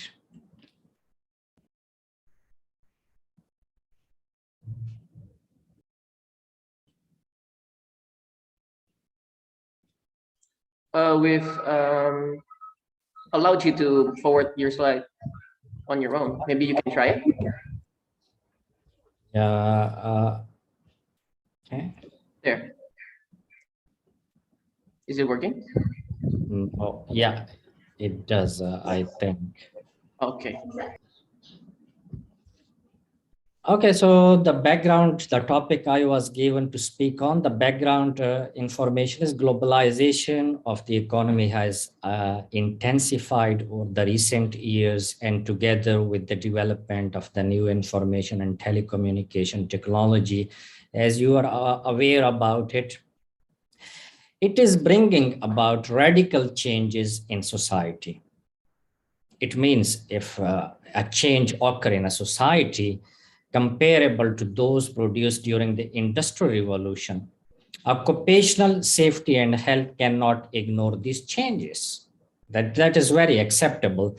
Like if change occurs in a society, it means we cannot ignore the impact on health and safety. And in this context, the greatest challenge for the countries is the transformation of the difficulties involved in adopting to the new situation into opportunities for the future development of occupational health and safety. So this is the background, and in the next slides, we will evaluate what are the challenges for the occupational health and safety around the world, and what are the opportunities available to assess for the occupational health and safety.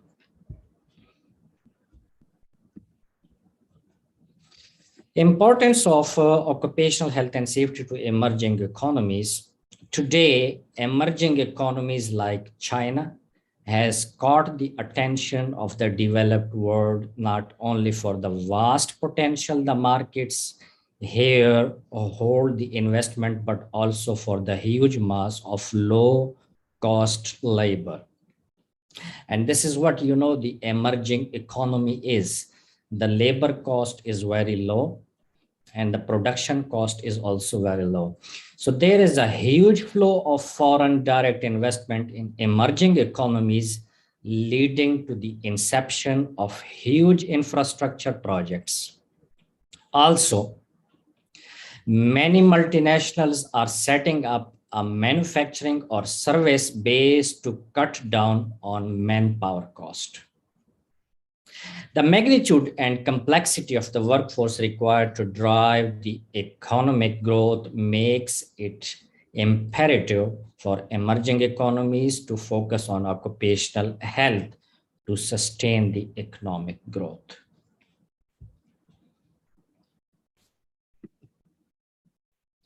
So what are the characteristics of emerging economies? As you can see, there are 6 points about the characteristics of emerging economies. Emerging economies have certain unique characteristics which differentiate them from the developed world.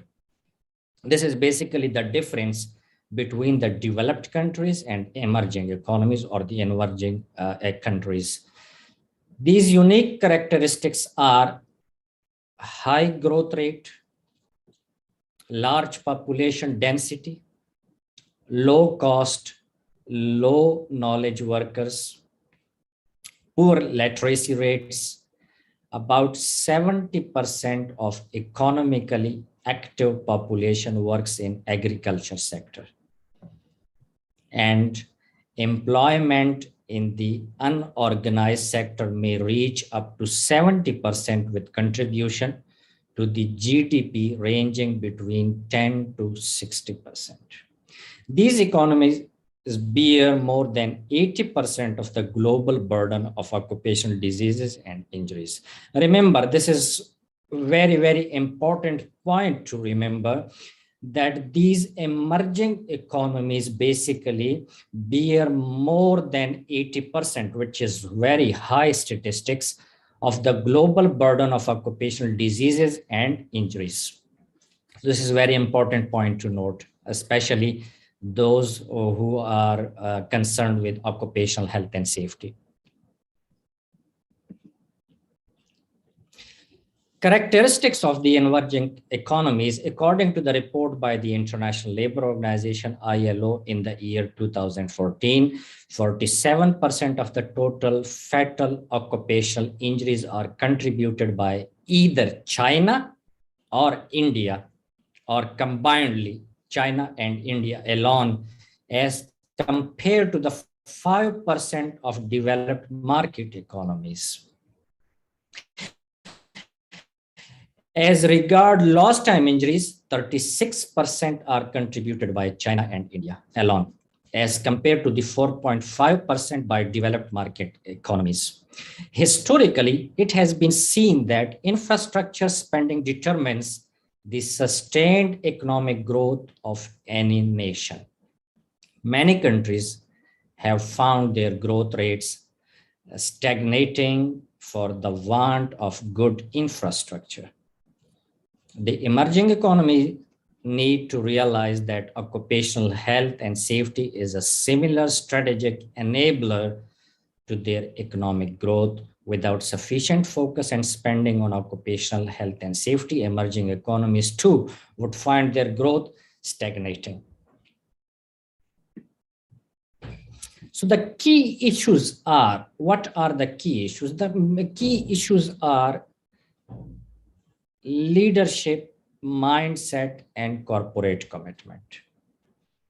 Like the emerging economies leadership mindset is not about focusing on the long-term goal. They basically focus on the short-term goals. This is what the leadership mindset is. Life cycle approach to occupational health and safety, investment in infrastructure and management systems, awareness, education and training, regulatory framework and compliance, use of technology as a strategic enabler. So we will discuss further these 5 key issues in coming slides, like leadership, mindset, life cycle approach, awareness, education and training, regulatory framework and compliance, and use of technology. Let's see one by one in more detail. Leadership mindset and corporate commitment. Business goals are mostly aligned with productivity and increased profits. Most organizations fail to recognize occupational health and safety as a strategic enabler of sustained economic growth. Also, business performance is not measured.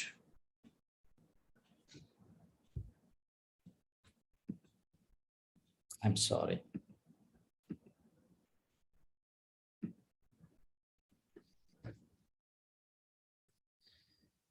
So the business performance is not measured with respect to occupational health and safety. As a result, there is no incentive for the stakeholders to improve on the occupational health and safety performance. So what we were talking about the mindset, like you can see that many organizations also view investing in occupational health and safety as a luxury or one of those things that are required for compliance. Certain industries also view occupational health and safety initiatives to be at cross purpose with productivity and profit enhancement. What these industries miss out is that a safe work environment would in fact go a long way to increasing the productivity of their employees and in turn that of the company. So the next issue is life cycle approach to occupational health and safety. What is basically a life cycle approach? It's a very detailed topic itself, but we will make a summary here. The life cycle approach, to suppose a life cycle approach to occupational health and safety. Any new process goes through the cycle of conception. Any process goes through the cycle of conception, design, engineering, construction, and commissioning. This is what we call life cycle approach. In the life cycle approach to occupational health and safety, we should try to incorporate safety at every stage of the implementation of a process or product.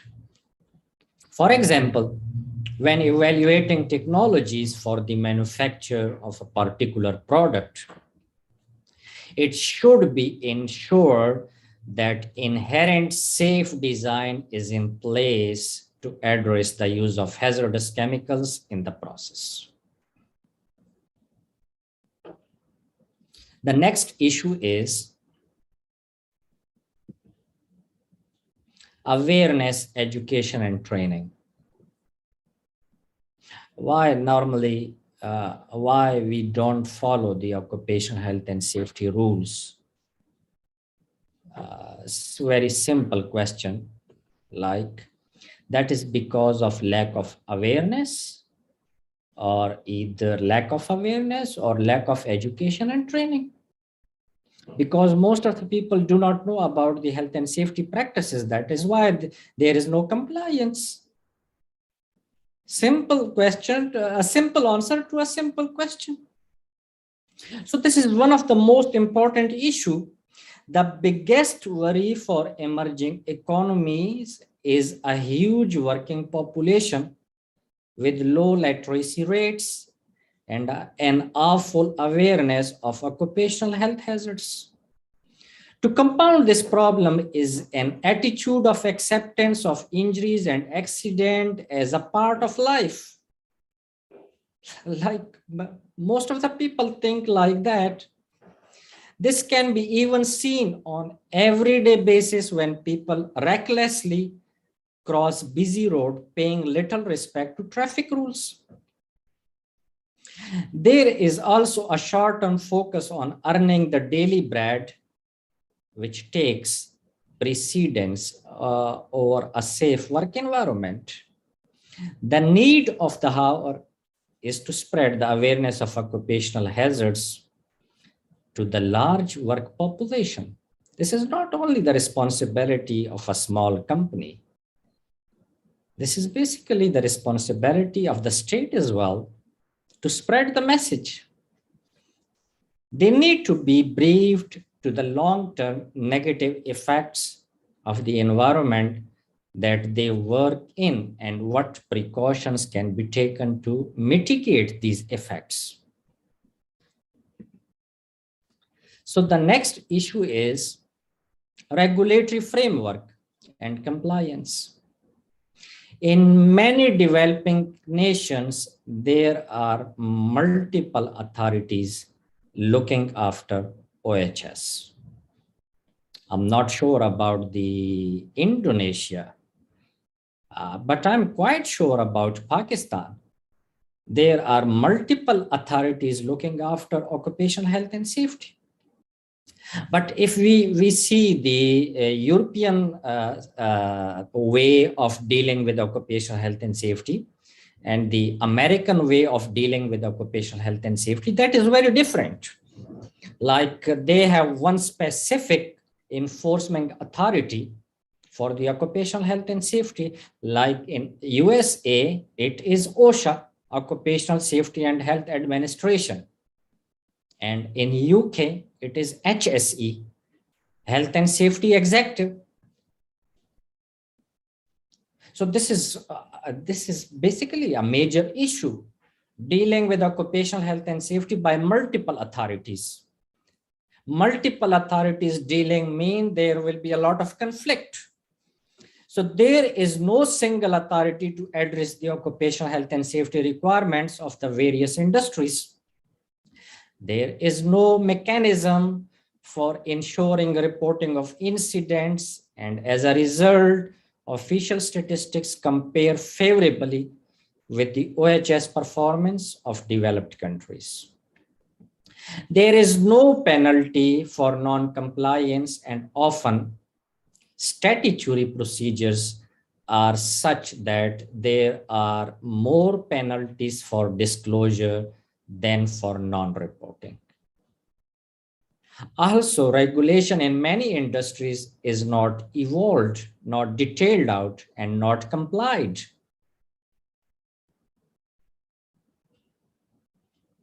I have not completed the slide.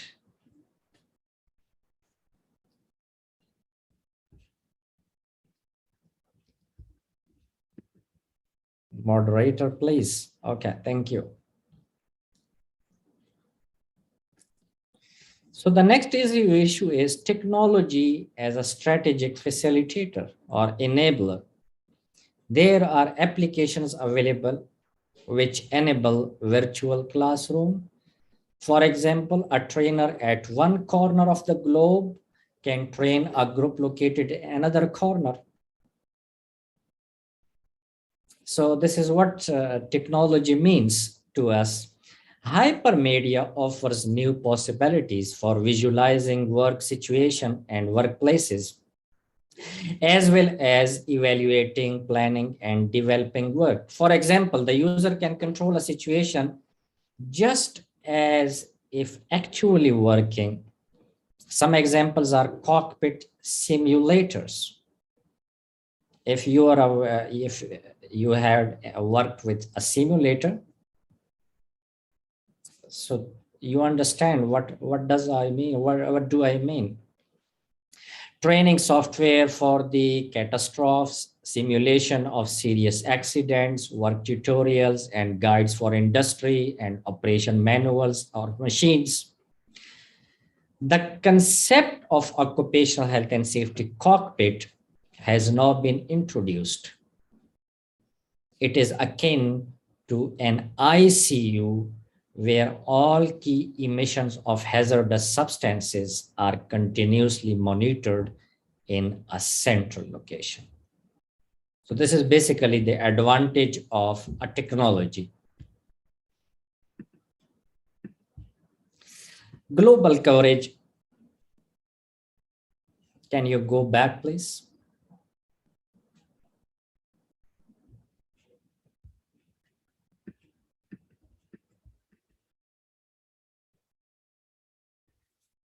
Can you please go back, since I cannot see the control here?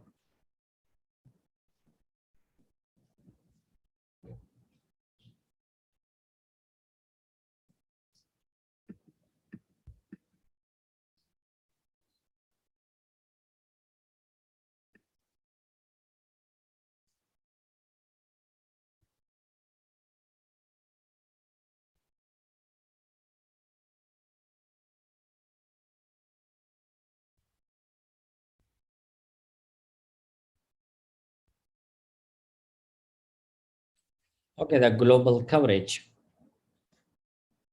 The most fundamental issue that needs to be addressed is the occupational safety and health discipline.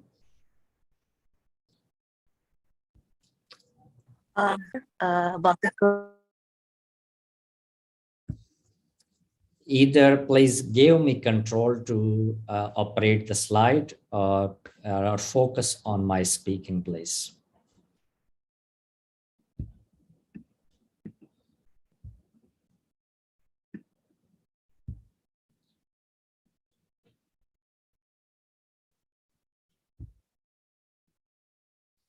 Just leave it. I will control myself. Thank you.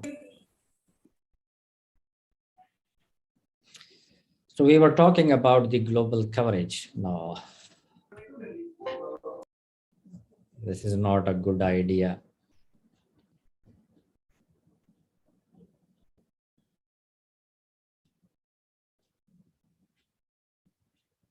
We're very sorry. I think we have given permission to the participant to move the slides. I think there's someone in the meet there moving the slides, so I think it's better for us to just move the slides to the committee. We're terribly sorry for this inconvenience. So can you take back the control to yourself and focus on my speaking so that you can go back and move forward?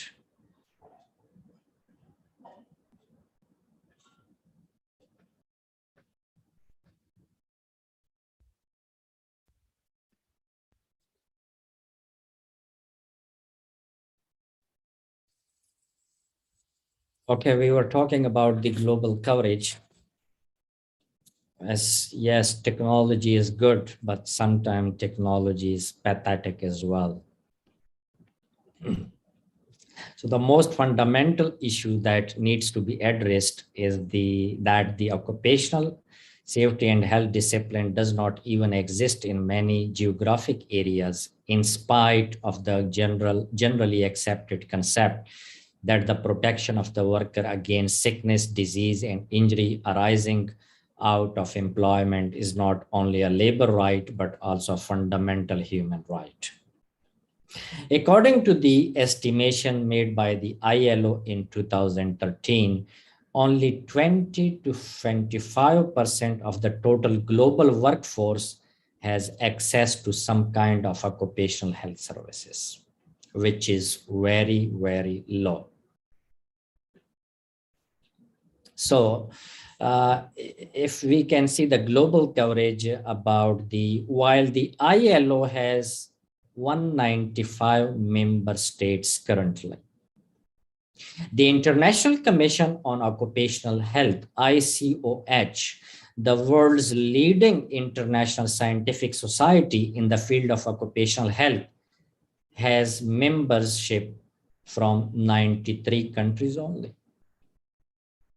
So these areas are mostly in the developing countries, and they are literally the frontiers in occupational health and safety.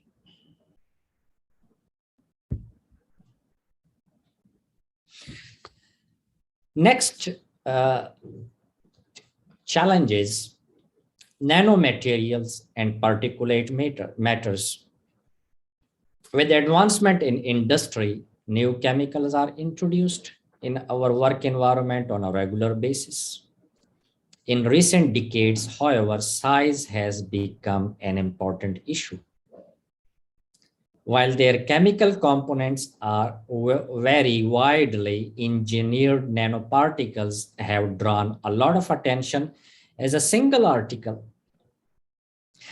Because with the small sizes, they should be able to penetrate various barriers such as cell membranes and deposit in organella such as mitochondria. They may also travel throughout the body and might cause injurious responses that humans have never encountered. It was recently estimated that the global market for the nanomaterial-based products may reach $100 billion per year for 2011 to 2015. And therefore, the occupational safety and health issues related to their production need to be explored immediately. So the next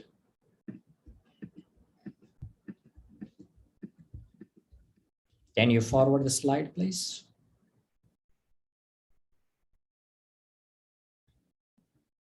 Thank you. Occupational mental and behavioral disorder. While mental health has been a great concern in the workplace, it was not until 2010 that ILO included mental and behavioral disorder in its ILO list of occupational diseases. It is one of the most important challenges, mental and behavioral disorders. You can see not all humans behave the same way. In fact, since the biological mechanism of most mental and behavioral disorders remain unclear, their diagnoses are mainly based on criteria, and it is hard to assess their association with work. Specifically, post-traumatic stress disorder, PTSD, may be an exception where a stressor is an essential diagnostic criterion. If the stressor arose from work activities, the illness should be attributable to the occupation and to be regarded as an occupational disease. While this logic seems simple, the complexity of the etiology of mental disorders had hindered the inclusion of this disease in the list till 2010. Occupational mental and behavioral disorder. Although such an item in a new feature of the revised list and added to every category anyway. So the important issue like occupational mental and a behavioral disorder is also one of the important issue in occupational health and safety. Next, please. Shift work and burnout. Like with the improvement of lighting, our work schedule has been extended to night time. Now more and more companies, especially thinking about working 24 hours a day in 3 shifts, 8 hours per shift. So with the globalization, shift worker has become an essential part of business in more industries instead of just a measure to increase productivity. Yeah, you know, to meet the human requirements, it is very important to increase the productivity of different products and different things. So that's why more businesses think about the shifting to the shift work and going for 24 hours work instead of only 1 or 2 shifts. Next, please. So, yeah, this is important thing, like karoshi is a special term used by the Japanese to describe the most serious outcome of work death. But the concept of burnout has been around the medical field for a long time, especially in the health professions. Suppose if maybe you are aware about the circadian rhythm. Circadian rhythm, basically a 24-hour cycle.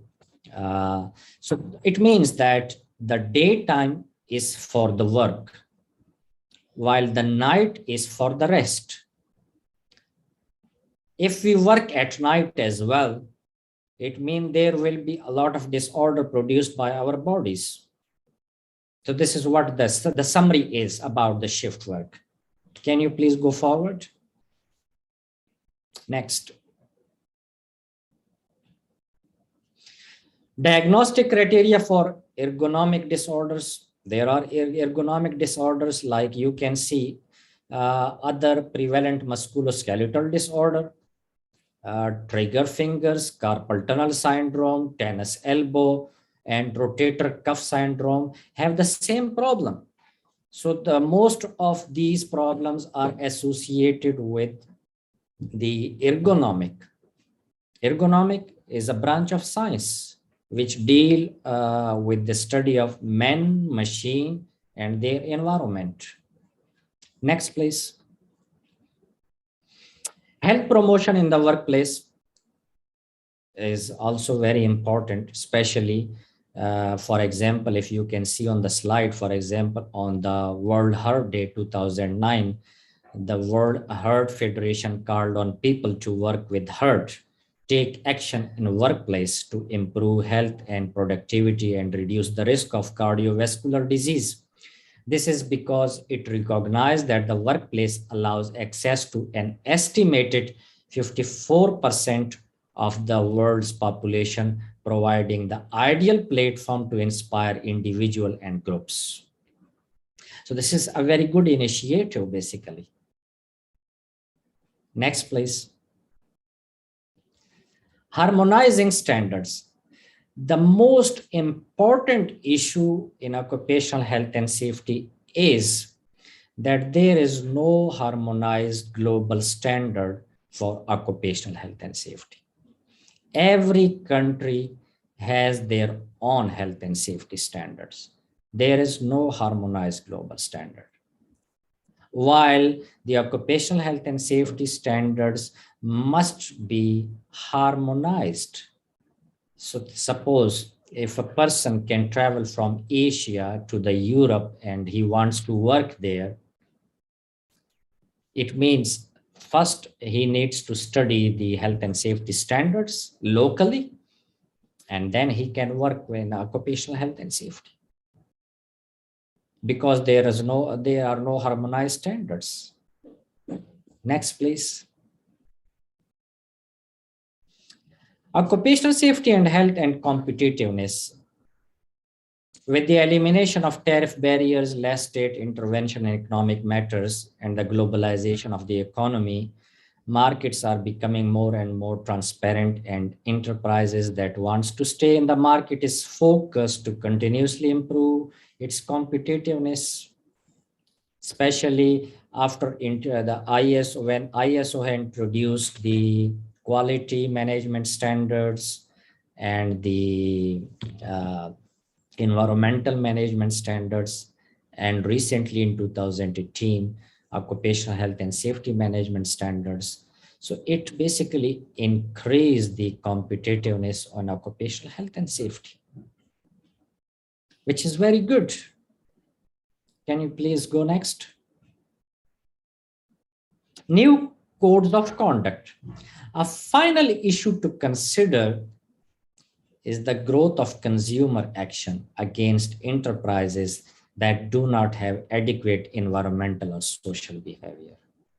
In today's world, where information flows at high speed, where increased competition is increasing consumer power, and where state control of enterprises is lessening, a significant change is occurring in the demand of consumer from enterprises. And this is very important. Like you can see that one of the codes of conduct worth highlighting is the chemical industry's initiative called Responsible Care. This is a public and voluntary commitment by the chemical industry to improve its performance with respect to safety and health and the environment. Employers Association in 45 countries have already adopted the Responsible Care Program, or ICCA. Next, please. So the summary of the entire presentation is to sustain the blistering economic growth and for enhancing quality of life as a whole, occupational health and safety is extremely important to emerging economies. However, there are many issues that need to be overcome in the areas of awareness, education, training, corporate commitment, and regulating compliance. These changes can be overcome by employing a combination of appropriate proactive as well as reactive strategies. For us, occupational health and safety is not an end in itself, but an ongoing journey. Thank you so very much for attending my presentation today. Okay, thank you so much, Mr. Ray, for the excellent presentation. Now we have a Q&A session. There is one question. Mr. Tayyip from Mr. Muhammad Ade. The question is, does the HAC competency test in a country need to be evaluated due to the COVID-19 pandemic? What needs to be evaluated? What is of the Ministry of Manpower to ensure that the HAC competency test in accordance with the COVID-19 pandemic? Well, the pandemic is not yet ended. There are the different governments need to do a lot about that. I agree with you that it had disturbed not the occupational health and not only the occupational health and safety, but the COVID-19 pandemic has also disturbed our daily life routine. So we really need to do a lot. But first of all, before doing a lot, we need to understand what the impact what are the impacts of the pandemic and how can we deal with them.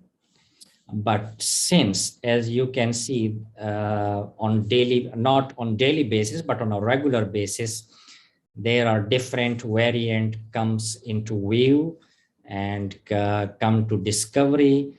So that is very important to understand about the different kinds of the COVID-19 and then their impacts.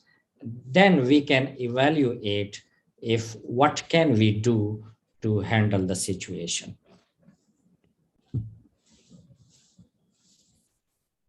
Okay, thank you for your answer, Mr. Tayyip. Maybe you guys have any question to Mr. Tayyip, just raise your hand, please. And maybe you can chat on your chat box too.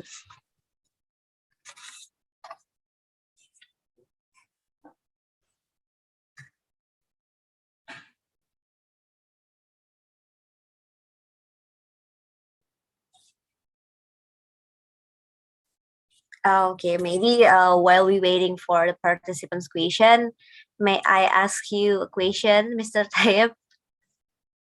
Okay. Yeah.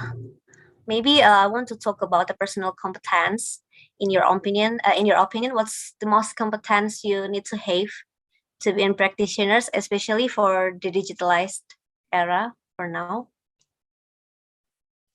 Well, competency is the combination of 4 factors, which we can say it KATE, K-A-T-E,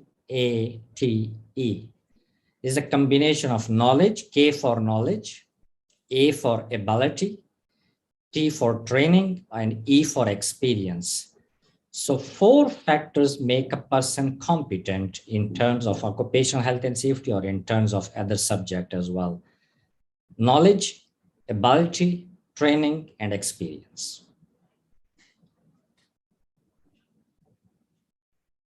So we have a take for that main point, right? Yeah. Okay, guys, any question to Mr. Tayeb? Come on.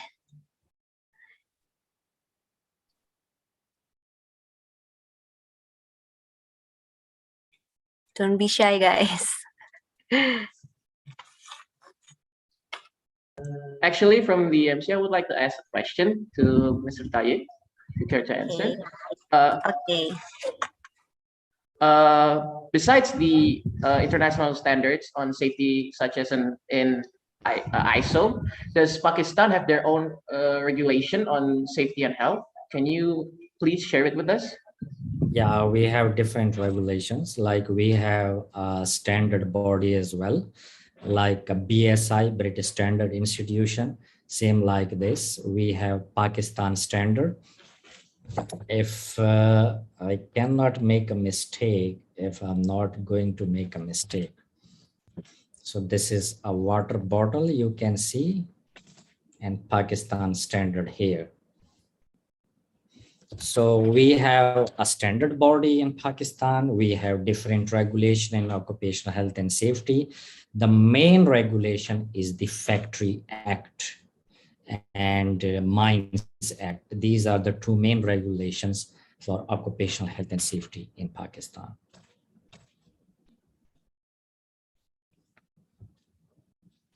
And you know the ILO standards, like ILO conventions and recommendations, and these are also applicable. Since Pakistan government has not ratified them, but still they are applicable. Okay, thank you. Does this answer your question, Afif? Yes, it did. Thank you. Thank you very much. Okay, thank you. So, there's a question, Mr. Tayeb, from Mr. Albert Joni in the chat box. Please kindly Okay, let me check it. give your explanation where is in sustainable development issues, especially considering new and upcoming technology as like nano and etc.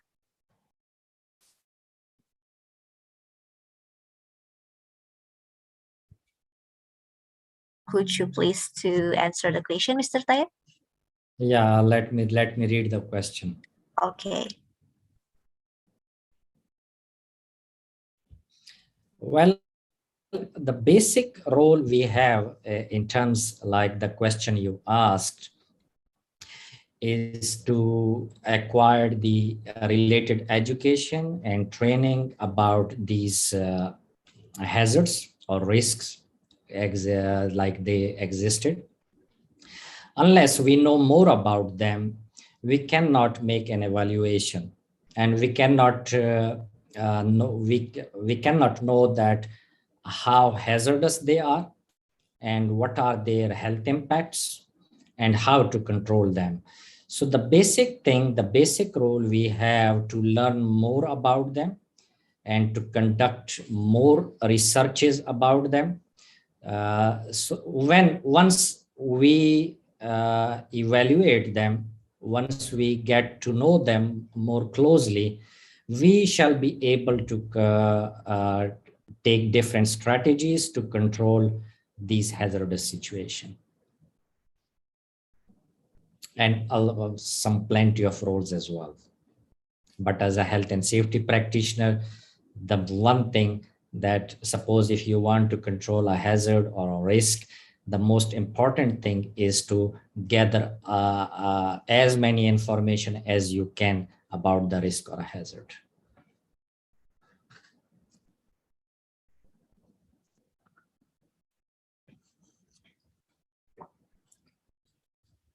Okay, thank you, Mr. Rai, for your answer.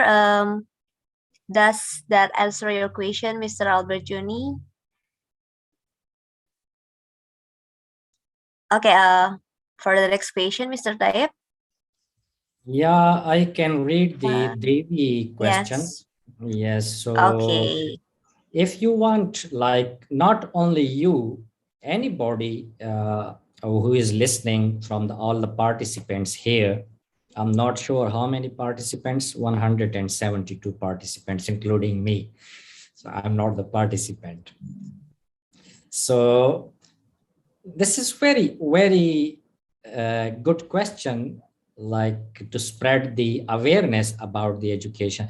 If you are a health and safety practitioner and you want to work outside Indonesia, suppose some Middle East countries, suppose going to Europe, suppose going to America to take the health and safety job,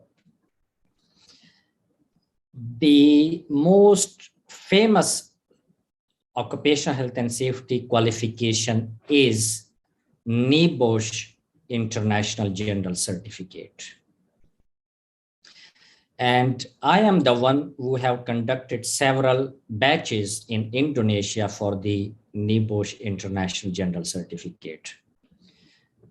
Like, suppose you have a bachelor degree and a master degree in occupational health and safety in Indonesia. But if you want to work outside Indonesia, your degree doesn't work for you to get a job. What you need to get is the NIBOSH International General Certificate. That is the foundation stone which can give you a good health and safety job opportunity outside Indonesia. Okay, thank you, Mr. Taib. Not a problem. Okay, thank you, Ms. Devi, for your question, and thank you, Mr. Taib, for the answer. Okay, because the time is over for the Q&A session, maybe now we will move to closing statement and conclusion by Mr. Taib. So please, Mr. Taib, could you give your conclusion or the message to us? Yeah, thank you so very much for inviting me to this seminar. And it's my honor and it's my pleasure to speak with you today, especially where occupational health and safety is concerned. I will give you a message, a closing message, that you know that world population is increasing on a daily basis, not on a daily basis, on an hourly basis. It means that increasing population has some negative impacts on this world, like some lack of natural resources and many others. But the population is increasing, it means that there is more competency in the job market. So in order to be a competent person, what you need to focus on is the education and training. That, to me, education and training is the most powerful tool in today's world. Spending time over the internet uselessly, I think that is not the aim of our life. The aim of our life should be to acquire more technical knowledge, not the formal knowledge, technical knowledge, because the world is moving to the technicality, not the form. Like if you have a master's degree in English literature, it means you have very, very less opportunities of job. But if you have a master's degree in occupational health and safety, it means you have a lot of opportunities for the job. So go for technical education. Do not waste your time. Focus on your life aim. And life is very, very precious. It is a gift from God. Thank you so very much. Okay. Thank you for Mr. Tayeb for the message. I would like to thank you to Mr. Tayeb for your time and willingness to be a part of this seminar event, even though in the midst of your business. And I hope this can be useful for all of us. Thank you once more for Mr. Tayeb. Hopefully we can. Thank you so very much. Thank you very much. Hopefully we can be together again on another occasion. Sure. And guys, with the end of this presentation, so the first day of the seminar will also end. I would like to thank to all the participants here who come join to the first day of the seminar international on occupational safety and health. I'm sorry to cut you off. I have seen my boss here, Pak Satman. Assalamu alaikum. How are you, sir? Yes, thank you very much. Very nice presentation. Very useful. Thank you, Pak Tayeb. Thank you so very much. Assalamualaikum. So I seen you. I thought to say hello to you. Okay, hello, Pak Suhatman. Okay, guys. Don't forget to fill the link form for evaluation speaker. And maybe that's all from me. Thanks to all the participants, and apologize if I have any mistake for today as a moderator. So hopefully all the session for today can be useful for us. And don't forget, we still have one day again tomorrow for the second day with Mr. Khalil. Don't forget to come and join us again for this seminar. Okay, maybe thank you. Thanks all. And I will give back to Afif at Gadis SMC. Thank you. Okay, thank you so much for the speaker as well as Ms. Selena Alta for leading the main event beautifully. We've had such interesting materials regarding the professional the roles of HSE professionals and practitioners, the impact of them being applied and not applied. Also that the advancement of technology and the increasing population that affects the competition within the HSE work. What's it called, guys? Okay. The way when you apply as an HSE practitioners, there will be more competition based on the materials from Mr. Tayeb. So for us, we need to focus on education and training. So therefore, we can achieve our goals, be HSE professional or practitioner. So we hope the materials from the speaker as well as discussion that we have earlier will enlighten us whether you are a student or practitioners attending the seminar. And so that will be it for today. We thank you all participants for coming. Don't forget to join again. There will be something special tomorrow and also another amazing speaker coming your way. So don't miss it. On that note, we will end the first day of ISHOS 2021. I'm Afif and this is my partner, Gadis.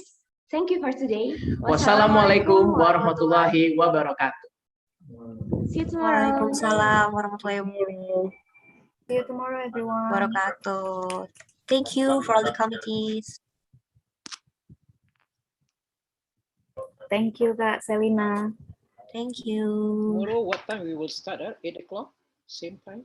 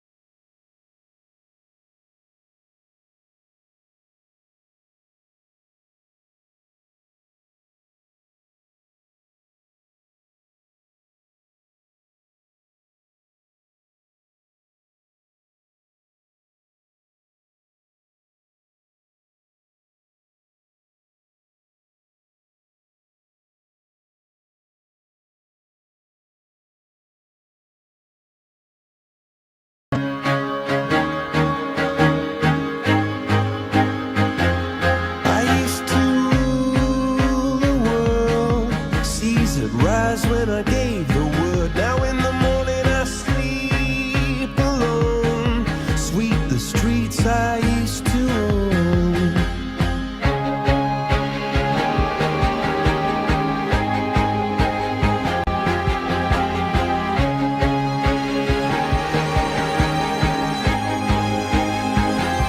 I used to roll the dice, feel the fear in my enemy's eyes, listen as the crowd would sing.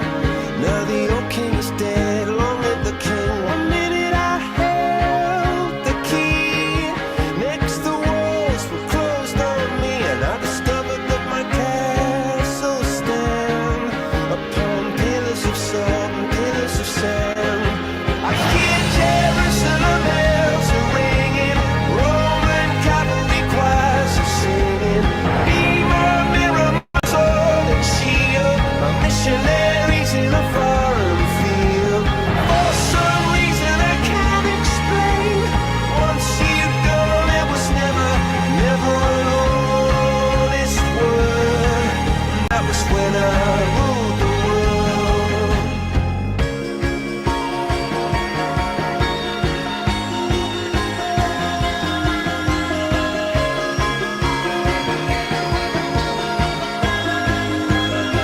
It was a wicked and wild wind, blew down the doors to let me in, shattered windows and the sound of drums. People couldn't believe